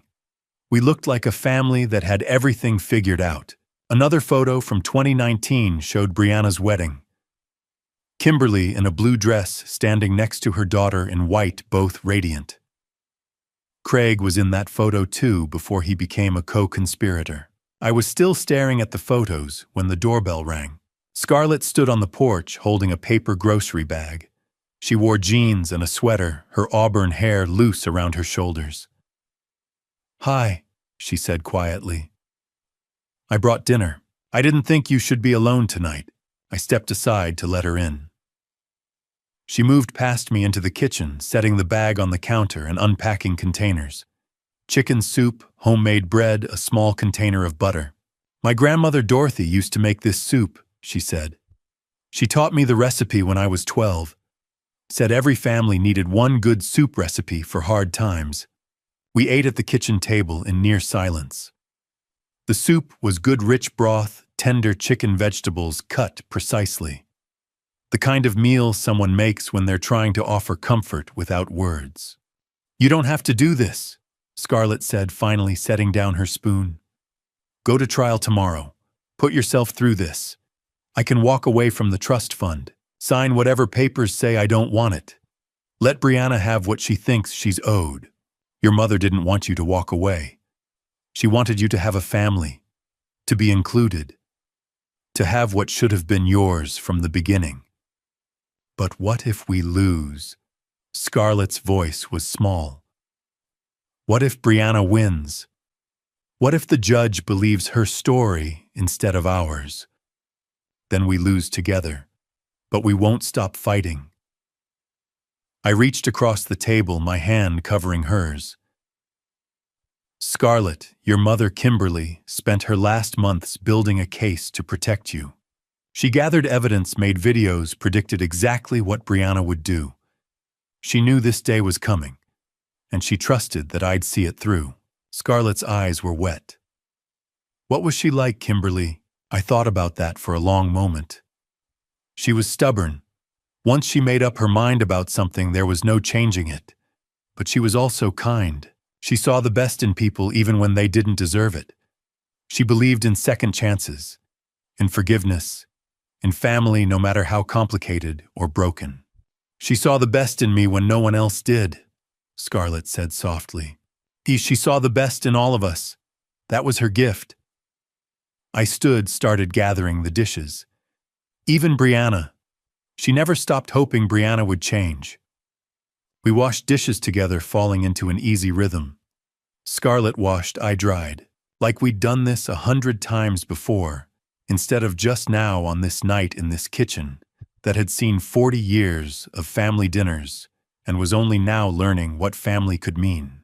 When the last dish was put away, Scarlett dried her hands and moved toward the door. She paused, one hand on the doorknob, and turned back. "Thank you for not giving up on me. I know this would be easier if you just let Brianna win. Thank you for giving me a second chance to be a father," I said. "I missed 41 years with you. I don't want to miss any more." She hugged me then, quick and tight, and then she was gone, her car pulling out of the driveway and disappearing down Maple Ridge Drive. I locked the door and stood in the quiet house. Upstairs, I opened the drawer in my nightstand and pulled out Kimberly's wedding ring. She'd taken it off during her final hospital stay. Her fingers had grown too thin to hold it and asked me to keep it safe. White gold, simple band with an inscription inside, "Forever K." I held it in my palm, feeling its weight. 40 years of marriage, 40 years of promises kept, and now I was keeping one final promise to protect the family she'd built, even the parts I never knew existed. I opened my laptop and found the USB drive. I'd watched Kimberly's video a dozen times since that first night, but tonight I needed to see her face again, needed to hear her voice telling me this was right. The video played. Kimberly sitting in our bedroom, thin and pale but determined. Her words washed over me. "Protect Scarlett. The evidence is all here. Brianna has been planning this. I love you. Forgive me for carrying this burden alone." At the end of the video, she looked directly into the camera. "Raymond, whatever happens, remember family is worth fighting for, even when it breaks your heart." I closed the laptop and sat in the dark for a long time. Then I got into bed, still holding Kimberly's ring, and stared at the ceiling. Tomorrow the truth would come out. Tomorrow a judge would see the emails, the manufactured witnesses, the conspiracy that Brianna and Craig had built. Tomorrow, Kimberly's careful preparation would either save us or fail us. I didn't sleep that night. I lay in bed, staring at the ceiling, thinking about the 40 years I'd had with Kimberly and the 41 years I'd missed with Scarlett. Tomorrow in a courtroom, the USB would be played. Kimberly's voice would be heard. Brianna's secrets would be exposed. And I had no idea if I was ready. Tomorrow the USB will be played in court. Kimberly's voice will be heard. Brianna's secrets will be exposed. But before we get there, Have you ever had to face someone you love in a moment like this? Tell me in the comments, and please subscribe so you don't miss what happens next. A quick note, the story ahead includes fictionalized elements for storytelling purposes. If that's not for you, feel free to stop here. I woke at 5:30, exhausted, but unable to stay in bed. The house was silent. Scarlett had offered to come with me, but I'd told her no. This was something I had to face alone. I showered, dressed in my charcoal gray suit and burgundy tie, and stood in front of the mirror. My hands shook as I adjusted the knot. 42 years of mistakes. 16 months of grief. 18 days since I'd learned my daughter wanted to destroy me. It all came down to today, Monday, March the 24th, 2025. The Larimer County Courthouse stood before me like a monument of judgment. Inside, my family's secrets would be laid bare. I adjusted my charcoal gray suit and burgundy tie in the restroom mirror. My hands trembled. 42 years of mistakes. 16 months of grief. 18 days since I'd learned my daughter wanted to destroy me. It all came down to today. James Rodriguez met me in the hallway, his leather briefcase worn but professional. Scarlett stood beside him in a simple gray dress, her auburn hair pulled back, hands clasped tight. She looked up at me with nervous eyes, my daughter, the one I'd never known. "Ready?" James asked. I wasn't, but I nodded anyway. Inside courtroom 4, B. Judge Barbara Stone, 60 years old, with short silver hair and steel-rimmed glasses, presided from the bench. On one side sat Preston Kane and Brianna. My daughter wore a black suit, her face cold and unreadable. She didn't look at me once. On the other side, Craig Hutchinson sat alone. He'd already made his deal. Judge Stone called the session to order at 9 o'clock sharp. Preston Kane rose first. His voice was smooth, practiced. "Your Honor, this case is about manipulation. Raymond Fletcher hid a secret child for 40 years. When his wife discovered this betrayal, he coerced her into creating a trust fund that unfairly benefits a stranger, Scarlett Reed, at the expense of his legitimate daughter, Brianna." James stood to respond. His tone was calm but firm. "Your Honor, this case is about greed. Kimberly Fletcher made her own choices. She created the trust fund willingly to protect all her children, including Scarlett. Brianna Fletcher orchestrated a 2-year conspiracy with her ex-husband to contest that trust, fabricate evidence, and destroy her father's reputation. The evidence will show the truth." Judge Stone looked at both lawyers, then at me. "Proceed." The first witness was Patricia Moreland, a retired elementary school teacher, one of the 2 people Brianna had paid to lie. James questioned her gently. "Ms. Moreland, did you sign an affidavit claiming Raymond Fletcher isolated his wife Kimberly?" Patricia nodded, voice shaking. "Yes." "Was that statement true?" A long pause. "No. I never met Mrs. Fletcher." "Why did you sign it?" Patricia's eyes filled with tears. "Brianna Fletcher paid me $5,000. She told me her father was abusive. I thought I was helping." George Whitman followed with the same testimony. 2 fake witnesses, $10,000, all orchestrated by Brianna. After the morning break, Craig Hutchinson took the stand. He didn't look at Brianna. His voice was flat, detached. "Brianna and I began planning the lawsuit in February 2024. We were still married then. She said if we worked together, we could split the trust fund 50-50. James asked, "What changed?" Craig's jaw tightened. "I discovered she owed $425,000 in debt. She planned to use my share to pay it off. I was going to get nothing." The emails were entered into evidence. 47 messages between Brianna and Craig. Plans to fabricate witnesses, discussions of offshore accounts. Brianna's words, "Dad is weak. He won't fight." Judge Stone's expression hardened. Daniel Harper, the forensic accountant, testified next. His analysis was devastating. Brianna Fletcher received $112,000 in financial support from her parents between 2015 and 2021. In contrast, Scarlett Reed received $57,000 over 3 years. Despite receiving double the support, Ms. Fletcher accumulated $425,000 in debt through extravagant spending. James asked, "In your professional opinion, what was Ms. Fletcher's motive for this lawsuit?" "Survival. She needed the trust fund to avoid bankruptcy." Brianna stared at the table. She didn't deny it. After lunch, the courtroom fell silent. James approached the bench with a USB drive. "Your Honor, before her passing in October 2023, Kimberly Fletcher recorded a video testimony. She anticipated this lawsuit. She left instructions for this evidence to be presented only if her daughter filed suit." Judge Stone admitted the video. The screen flickered to life, and there she was, Kimberly, my wife, alive again if only for 12 minutes. She wore a pale blue cardigan. Her face was thin cheeks, hollow from illness, but her eyes were clear. She looked directly into the camera, directly at me. "Raymond, if you're watching this, Brianna has sued you. I'm so sorry."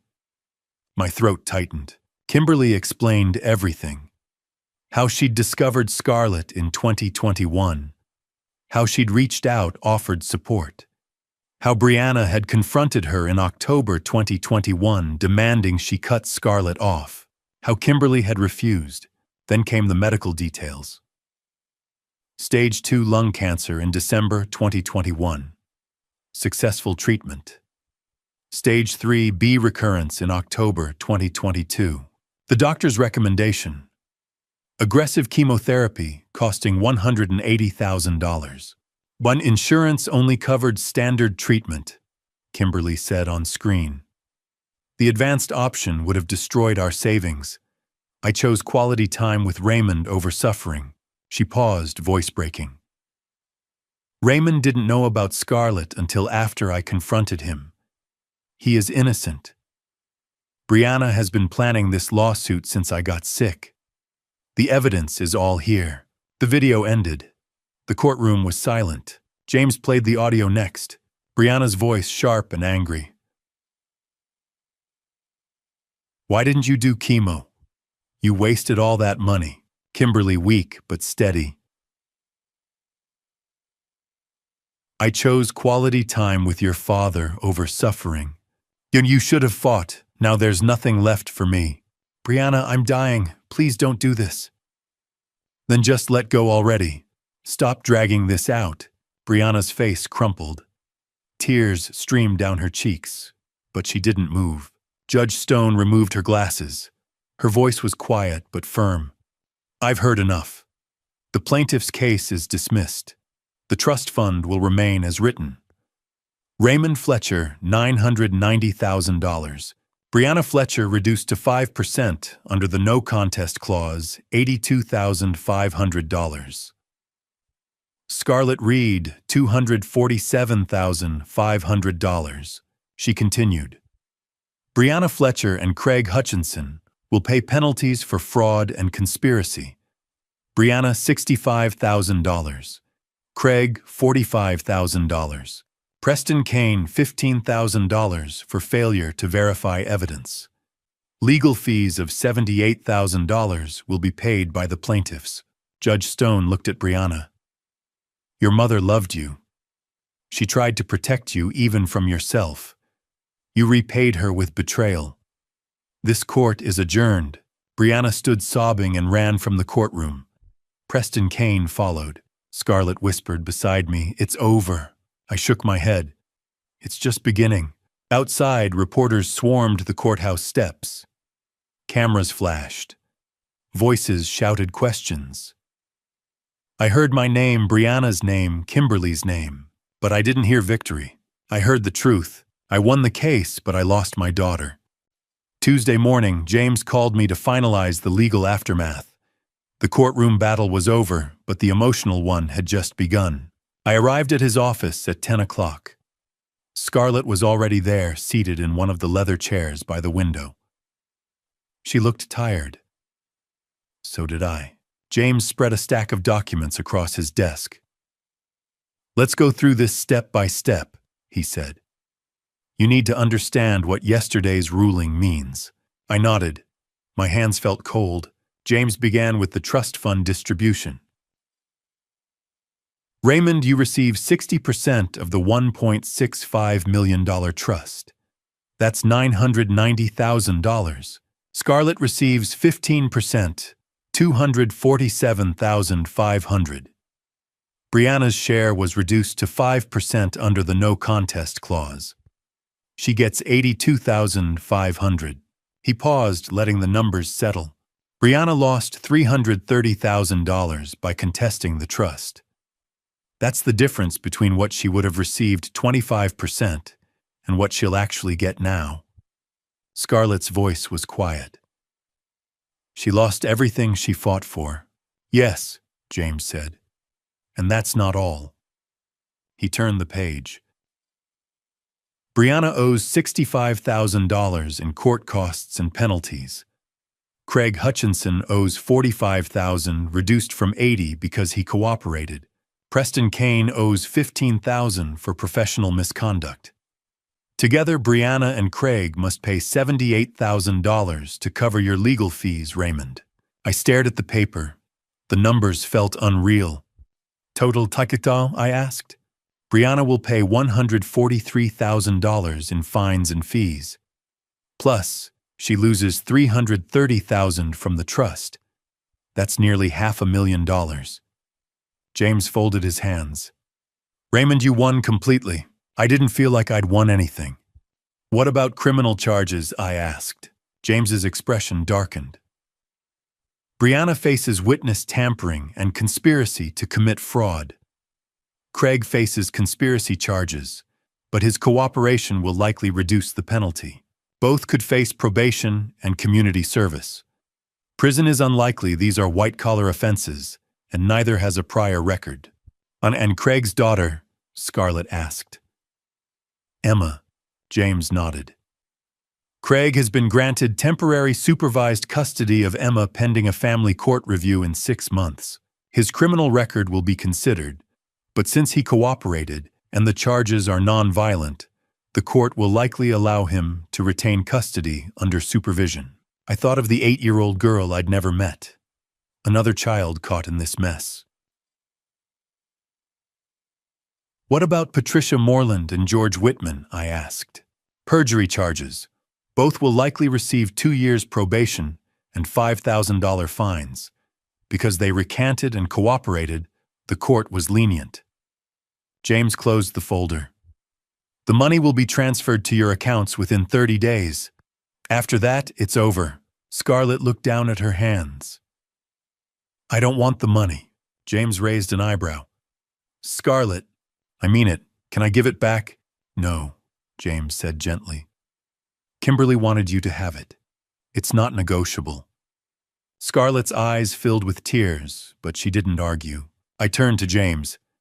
Can I contact Brianna? He hesitated. Legally, yes. But I wouldn't recommend it right now. She's angry, humiliated, and facing financial ruin. Give her time. I'm not asking for permission, I said quietly. James studied me for a moment, then nodded. Be careful, Raymond. I drove home alone. The house felt empty. I sat in the living room and stared at the family photo on the mantel taken in 2018, back when things were simpler. Brianna was smiling. Kimberly's arm was around her. My phone rang. Unknown number. I almost didn't answer, but I did. Dad. Her voice was small, broken. I hadn't heard her call me that in 16 months. I didn't say anything. Dad, I'm sorry. Brianna was crying. I'm so sorry. I closed my eyes. Are you sorry for what you did or sorry that you lost? A long silence. Then, I don't know anymore. Your mother loved you, Brianna, even when you didn't deserve it. I know, her voice cracked. I know. I love you too, I said. The words came out before I could stop them. But I can't forgive you yet. Will you ever? I thought about Kimberly, about Scarlett, about the 16 months of silence. I don't know, I said. Ask me in a year. I hung up. I sat there for a long time, staring at the phone in my hand. My chest ached. My throat was tight. Had I done the right thing? Or had I just pushed her further away? I didn't know. I didn't know anything anymore. That night I drove back to the cemetery. The air was cold. The grass was damp under my knees as I knelt beside Kimberly's grave. The headstone was simple, pale granite with her name and dates. Kimberly Ann Fletcher, 1965 to 2023. Beloved wife, mother, teacher. Love never fails. I touched the stone, tracing her name with my fingers. Kim, I whispered. I don't know if I'm doing this right. The wind moved through the trees, soft and low. I told her I loved her. But I also told her I can't forgive her yet. Was that the right thing? Or am I being weak? Am I holding on to anger because it's easier than letting go? I pressed my forehead against the cold stone. You forgave me 40 years ago for something I didn't even know I'd done. You forgave Brianna for things she said to you when you were dying. How did you do it? How did you love people who hurt you? The cemetery was silent. She called me Dad today, for the first time in over a year, and I told her to wait. To ask me again in 12 months. What if that's too long? What if she never calls again? I closed my eyes. Tell me I made the right choice. Tell me forgiveness takes time. Tell me I'm not failing you. But the wind offered no answer. Only the rustle of leaves and the distant hum of traffic on the highway. I stayed there for an hour, kneeling in the dark, whispering questions to a woman who couldn't answer. When I finally stood, my knees ached and my face was wet with tears. I drove home in silence, wondering if forgiveness was the right path, or if I was simply too broken to walk it yet. Spring came slowly to Cedarwood. 2 months after the trial, I found myself learning how to be a father again, this time to a daughter I'd never known. In early April, Scarlett received her portion of the trust fund. $247,500. I half expected her to leave town, start fresh somewhere far from the mess we'd all made. She didn't. Instead, she expanded her tailor shop with $80,000, paid off the mortgage on her late grandmother Dorothy's house with $45,000, and set up a $50,000 scholarship fund for design students at the community college. The rest, $72,500, she put into savings. No sports cars, no vacations, no Louis Vuitton bags, just quiet, careful choices. She was nothing like Brianna. The first Saturday in April, Scarlett knocked on my door at 2 p.m. I have a question, she said. I invited her in. She looked around the living room, her eyes lingering on the family photos. Could you teach me how to fix furniture? She asked. I have some old chairs at the shop. They're beautiful, but the joints are loose. I don't want to throw them away. I blinked. You want me to teach you woodworking? She nodded. If you have time. I did. That became our routine. Every Saturday afternoon, Scarlett came to my workshop behind the house. I taught her how to sand, glue clamp, and finish. She was patient, careful, and asked good questions. We didn't talk much at first. Just the sound of sandpaper on wood, the hum of the bandsaw, the clink of tools. But slowly we started filling the silence.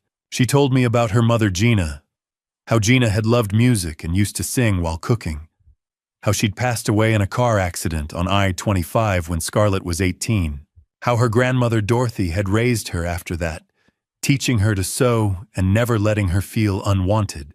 I told her about Kimberly, how we'd met at a hardware store in 1990 when she was looking for paint samples, how she'd laughed at my joke about primer, how we'd been married 3 months later. Scarlett smiled. That sounds like her. She was always decisive. She was, I said quietly. On Wednesdays we had dinner. I cooked soup, tomato, chicken, noodle, potato, leek. Scarlett brought fresh bread from the bakery downtown. We ate at the kitchen table, the same one Kimberly and I had bought in 1995. At first, Scarlett called me Mr. Fletcher. By mid-April, it was Raymond. And then one afternoon in late May, it changed. We were fixing a rocking chair in the workshop.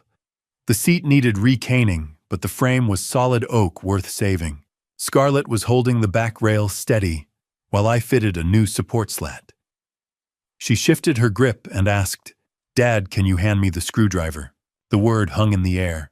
I froze. My hands stopped moving. She looked up, eyes wide, realizing what she'd said. "I'm sorry, I didn't mean—" "No," my voice cracked.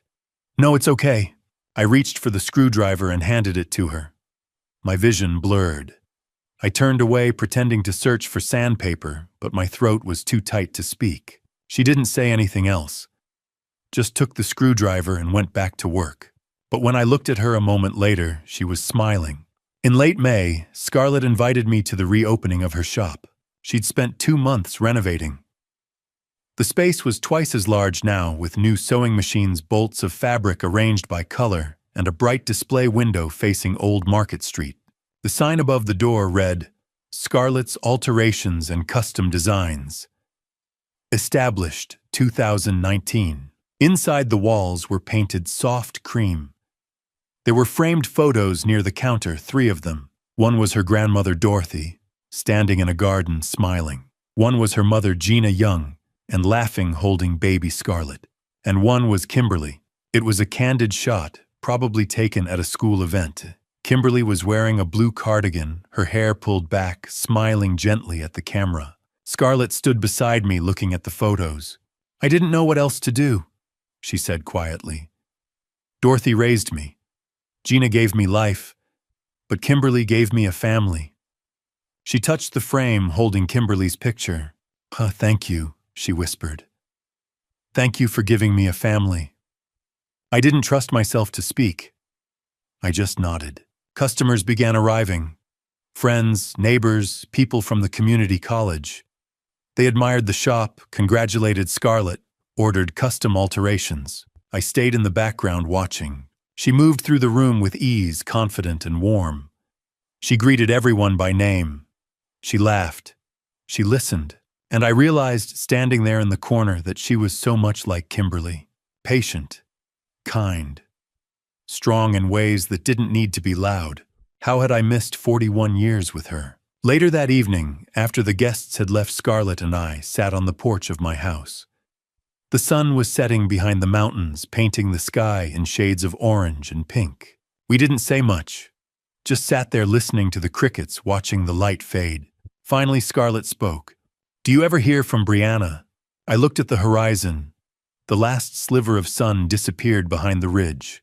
"Not yet," I said. "But I'm waiting." She nodded. "Do you think she'll call?" "I don't know," I said honestly. "But if she does, I'll answer." Scarlett leaned back in her chair. "You're a good man, Dad." The words still caught me off guard, but this time I didn't look away. "I'm trying," I said. We sat there until the stars came out, father and daughter learning how to be a family. Maybe second chances were what families were made of. Summer turned the town golden, but for Brianna, the days were dark. 4 months after the trial, she began the long road to redemption or ruin. I didn't see her, not yet. But I heard about her progress from Dr. Helen Morrison, the court-appointed mediator, and from Margaret Sullivan at the hospice center. This is what I learned. In July, Brianna moved into a studio apartment on the east side of town. She'd sold her BMW, her Louis Vuitton bags, her jewelry. Everything went to pay down the debt. She owed $568,000. The trust fund had given her $82,500. After paying the $143,000 in court penalties, she was left with nothing and still owed $485,500. She took a part-time job at a flower shop downtown. 20 hours a week, $12 an hour, $2,400 a month before taxes. It would take her decades to pay off what she owed. But Judge Stone had given her conditions. 5 of them. If she violated any, she'd serve 6 months in jail. Condition 1: weekly therapy with Dr. Rebecca Foster, a family psychologist. Condition 2: 400 hours of community service at Cedarwood Hospice Center, supervised by Margaret Sullivan. Condition 3: Financial supervision. Every purchase over $500 had to be reported. Condition 4, monthly mediation sessions with Scarlett. Condition 5, no contact with Craig Hutchinson. Brianna had no choice. She agreed to all of it. Dr. Rebecca Foster told me later that Brianna's first therapy session lasted 50 minutes, and she cried for 45 of them. She didn't speak, just sat in the chair, face buried in her hands, sobbing. Dr. Foster let her. In the second session, Brianna finally spoke. "I don't know who I am anymore," she said. Dr. Foster leaned forward. "Then let's start by figuring out who you want to be." It was a beginning. In August, Brianna began her community service at the hospice center. Margaret Sullivan, the supervising nurse, was 55 and no nonsense. She'd worked in palliative care for 30 years and had seen every kind of grief. She assigned Brianna the hardest jobs: cleaning patient rooms, serving meals, reading to those too weak to hold a book. "This is where your mother wanted to be at the end," Margaret told her on the first day. "Maybe you'll understand her here." Brianna said nothing. She just nodded and put on the volunteer smock. One of the patients was Mrs. Eleanor Hayes, 78 years old, stage 4 lung cancer. She had no family left. Just a small room with a window overlooking the garden. Brianna brought her lunch one afternoon, soup and crackers, and helped her sit up. Mrs. Hayes looked at her with sharp, knowing eyes. "Why are you here, dear?" she asked. Brianna hesitated. "I'm paying for my mistakes." Mrs. Hayes smiled faintly. "Then make sure you learn from them." Brianna visited her every day after that. In September, Brianna started writing letters.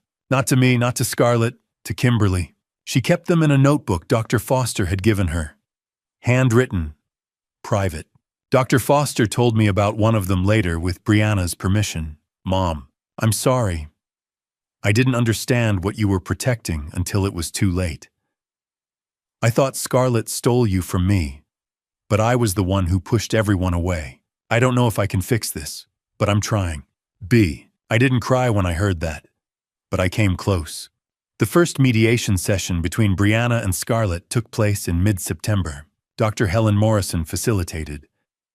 The session was held in a neutral office, downtown, white walls, soft chairs, a box of tissues on the table. Brianna and Scarlett sat across from each other. For 10 minutes, neither spoke. Finally, Brianna's voice broke the silence. It was quiet, shaking. "I'm sorry for what I did to you." Scarlett didn't respond right away. She looked down at her hands. "Why did you hate me so much?" she asked. Brianna's eyes filled with tears. "I didn't hate you. I hated that Mom loved you more than me." Scarlett looked up. "She didn't love me more. She just loved us differently." Brianna nodded slowly. "I know that now. They didn't hug. They didn't shake hands." But when the session ended, something had shifted. The anger was gone. What remained was grief and the faint possibility of healing. I didn't attend the mediation. Dr. Morrison thought it was too soon, but I called her afterward. "How is she?" I asked. Dr. Morrison paused. "She's trying Raymond. It's slow, but it's real." I sat in my living room that night staring at the family photo from 2018. Brianna smiling. Kimberly's arm around her. Was I ready to forgive her? I didn't know. Kimberly had believed in second chances. She'd forgiven me 40 years ago for something I didn't even know I'd done. She'd forgiven Brianna for the things she'd said in the hospital. Maybe I should too. But forgiveness wasn't something I could force.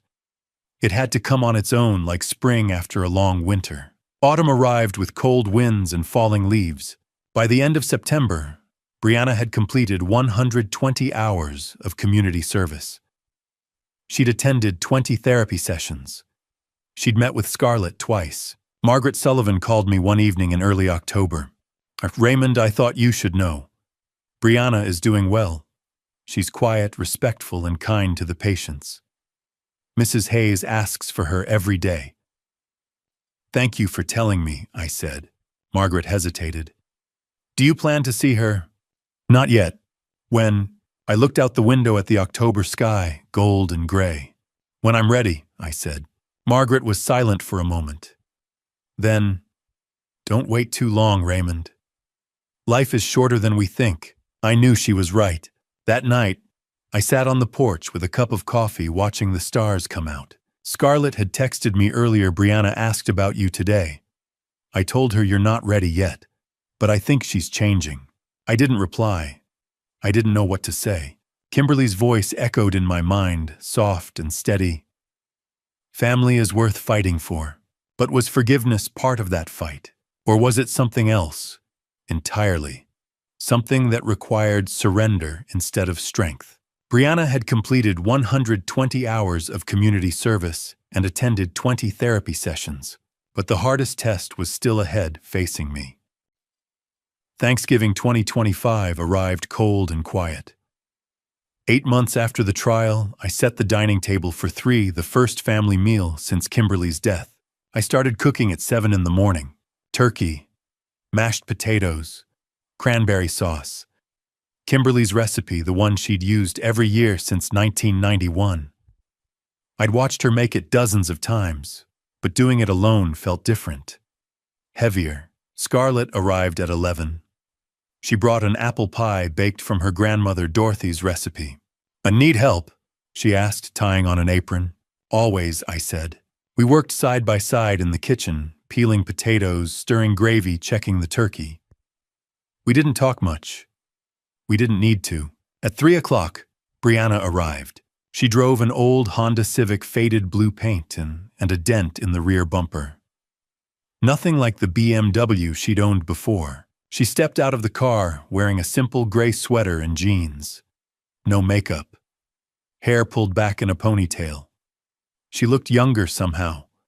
Lighter. In her hands, she carried a small bouquet of white tulips. "I'm for Mom," she said quietly when I opened the door. I took the flowers and placed them in a vase on the center of the dining table, right where Kimberly used to sit. Dinner was served at 4. The 3 of us sat around the old oak table, Raymond at the head, Scarlett on my left, Brianna on my right. Kimberly's chair remained empty. For the first 2 minutes, no one spoke. Just the sound of forks against plates, the clink of glasses. Finally, I broke the silence.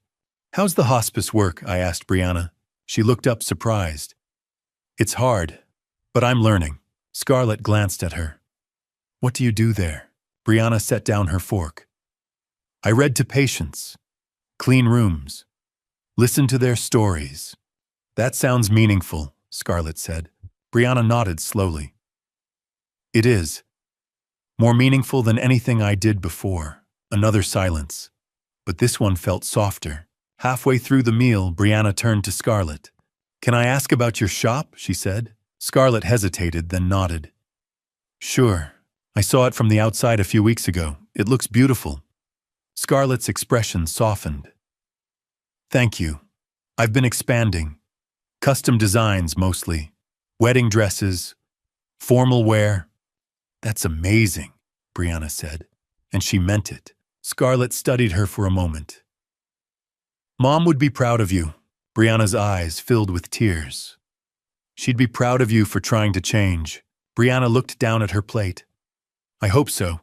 After dinner, Scarlett began clearing the dishes. Brianna stood to help, but I waved them both off. "Sit," I said. "I'll make coffee." But Brianna didn't sit. She followed me into the kitchen. "Dad," she said quietly. "Can I ask you something?" I turned. "Go ahead. Why did you give me that condition?" "The 2 years," I looked at her, really looked at her. The daughter I'd raised. The girl who used to climb into my lap and ask me to read bedtime stories. The woman who'd tried to destroy me. "Because your mother believed in second chances," I said. "And so do I." "Do you think I can do it?" she asked. "I think you're already doing it." Her face crumpled. She covered her mouth with her hand, trying not to cry. I didn't reach for her. Not yet. But I didn't look away either. At 7 o'clock, my phone rang. Craig's name appeared on the screen. I almost didn't answer. But Brianna looked at me, eyes wide, and I nodded. I switched to FaceTime. Craig appeared first, standing in what looked like a small kitchen. He looked tired. Older. "Hi, Raymond," he said. Happy Thanksgiving. Happy Thanksgiving, I said stiffly. Then a small face appeared on the screen. 9 years old, blonde hair in braids, bright blue eyes. Hi, Grandpa. Emma's voice rang out. My chest tightened. Hi, sweetheart. Happy Thanksgiving. Daddy says I can visit you next summer, she said, grinning. I'd love that, I said. Emma waved at the camera, then disappeared. Craig reappeared. She misses you, he said. I miss her too. Craig glanced to the side. Brianna there. I looked at Brianna. She was frozen, staring at the screen. I turned the phone toward her. Hi, Mom. Emma's voice called from off-screen. Brianna's face crumpled. Hi, baby. I made a turkey drawing at school. I'll send it to you. I'd love that, Brianna whispered. The call ended a moment later. Brianna sat down at the table, hands shaking. I'm losing her too, aren't it? She said quietly. I sat down across from her. Not if you keep trying. She looked up at me. Do you really believe that? Yes, I said, I do. At 8 o'clock, Brianna stood to leave. She pulled on her coat, hesitated at the door. Thank you for letting me come, she said. You're always welcome, I said. But you have to earn it. She nodded. I know. Scarlett stepped forward. She looked at Brianna for a long moment. Then slowly she opened her arms. Brianna stood frozen, disbelieving. Happy Thanksgiving, Brianna, Scarlett said softly. Brianna stepped into the hug, her body shaking with silent sobs. Scarlett held her gently the way Kimberly used to. When they pulled apart, Brianna wiped her eyes. Thank you, she whispered, and then she was gone. Scarlett and I washed the dishes in silence. Do you think she'll make it? She asked after a while. I dried a plate, set it on the counter. Forgiveness is harder than anger, but it's the only way forward. Scarlett nodded. Mom knew that? Yes, I said. She did. We finished the dishes. Scarlett hugged me goodnight and left. I stood in the kitchen for a long time, looking at the empty vase where the tulips had been. Scarlett had taken them home to keep them fresh. Family's messy, I thought, but it's worth fighting for. That night, I sat alone in the living room. The house was quiet. The fire had burned down to embers. I looked at Kimberly's chair, the one we'd bought together in 1995, the one she'd sat in every evening for 28 years. It was still empty, but somehow it didn't hurt as much as it used to. Kimberly and I whispered into the silence. This is what you wanted for us, isn't it? The room was still.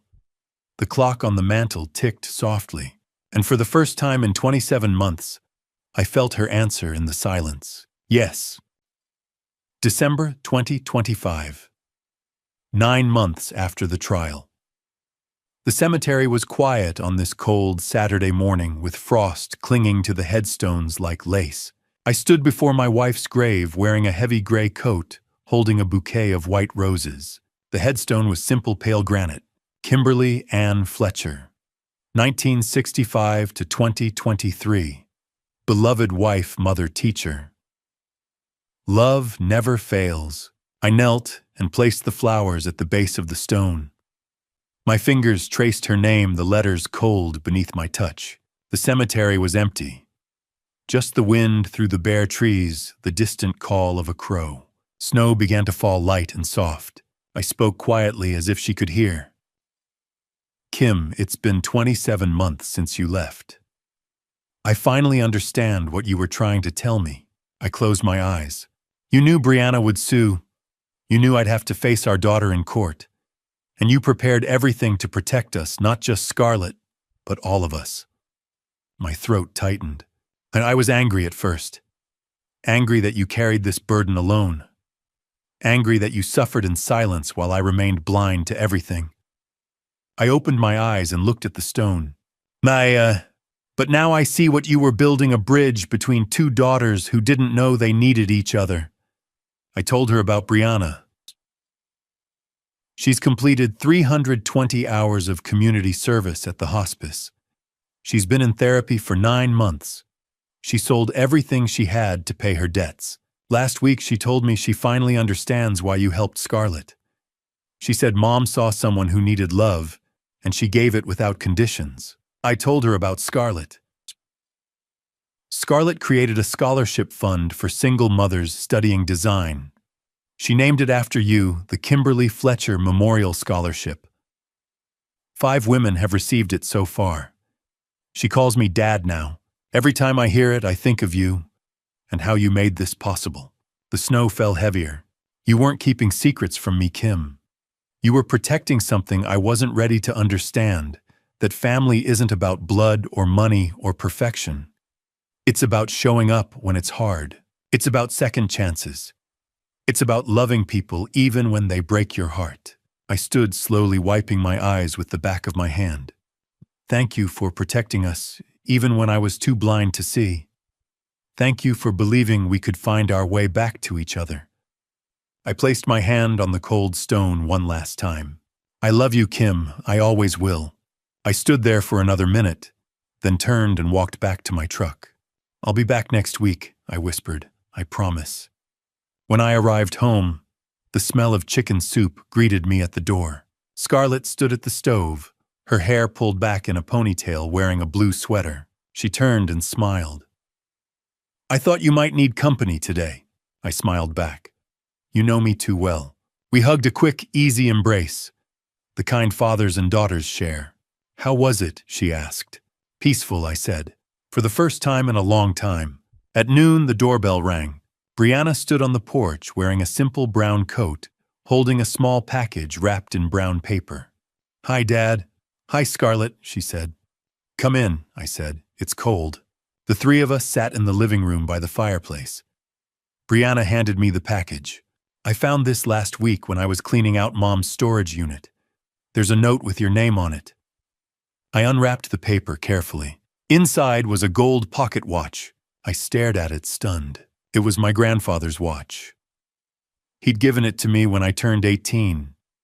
I'd thought I'd lost it 20 years ago. Attached to the watch was a small note written in Kimberly's handwriting. Raymond, I found this in the attic last year. You thought you'd lost it, but I kept it safe.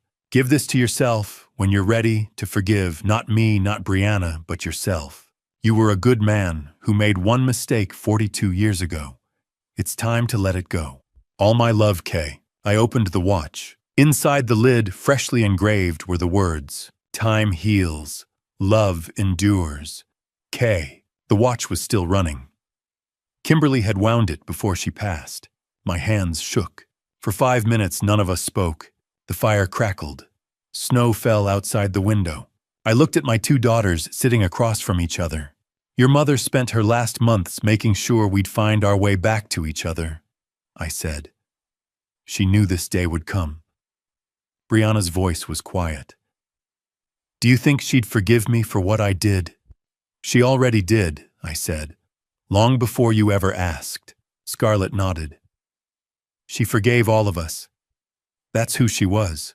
Brianna wiped her eyes. I don't deserve this family. None of us do, I said. But we have it anyway. That's what grace means. We talked for a while after that. Brianna told us she had 80 hours of community service left. She'd finish in June. Therapy would continue through July. Her debt had dropped from $485,000 to $365,000. Emma would visit next summer. I'm not the same person I was, Brianna said. I'm trying to be better. Scarlett shared her plans too. A second shop in Denver would open in March. The Kimberly Fletcher Scholarship had awarded $25,000 to 5 students so far. She was dating an architect named Owen. I'm building the life Mom wanted for me, she said. I told them about my week. I'd started teaching free woodworking classes at the community center every Saturday. Dinner with Scarlett on Wednesdays, family therapy with Brianna on Fridays, chess with Mrs. Collins on Mondays. I'm living the life Kim built for me, I said. One day at a time. Scarlett stood. I should start lunch. Turkey sandwiches okay? I'll help, Brianna said. They walked into the kitchen together, the first time my 2 daughters had worked side by side. I stayed in the living room, holding the pocket watch. It ticked steadily in my palm. Tick, tick, tick. I looked up at the wedding photo on the wall. Kimberly in her white dress, smiling like the world was full of light. "We made it, Kim," I whispered. "It's messy and broken and imperfect, but we made it." Laughter drifted from the kitchen, Scarlett and Brianna talking softly. I smiled, wiped my eyes, and stood. I walked into the kitchen. Scarlett was slicing bread. Brianna was pouring orange juice. "Need help?" I asked. They both turned and smiled. "We've got it, Dad," they said in unison. I leaned against the doorway, watching them. For the first time in 27 months, my house felt whole. We sat at the table together and ate turkey sandwiches. Snow fell softly outside the window. Kimberly's chair remained empty, but it no longer felt like a wound. It was a reminder. Love never fails. If there's one thing I've learned after 63 years on this earth, it's this: family betrayal cuts deeper than any courtroom ruling ever could. But it also teaches us something precious: that forgiveness isn't weakness. It's the hardest kind of strength. I'm Raymond Fletcher, and I've lived through what many grandpa stories never dare to tell. I watched my daughter try to destroy everything her mother built. I met another daughter I never knew existed. And I learned that family betrayal doesn't have to be the end of the story. It can be the beginning of healing. God gave me 28 years with Kimberly. She taught me that love isn't about being right. It's about showing up even when it's hard. I failed at that for 41 years with Scarlett. I almost failed forever with Brianna. Don't be like me. Don't wait for a lawsuit, a USB drive, or a deathbed confession to open your eyes. If there's someone in your family you've pushed away, or someone who's pushed you away, reach out before it's too late. Grandpa stories like mine are full of regret. Learn from mine so yours doesn't have to be. Kimberly used to say, "Love never fails." I didn't understand that until I almost lost everything. Family betrayal is real, but so is redemption. If this story moved you, I'd love to hear your thoughts in the comments below. Have you experienced something similar? How did you find your way through? Please share this video with someone who needs to hear it, and subscribe to this channel for more grandpa stories that matter. Thank you for listening all the way to the end. It means more than you know. A gentle reminder: the stories ahead may contain fictionalized elements crafted for reflection and insight. If this content isn't for you, feel free to explore other videos that resonate better with your journey.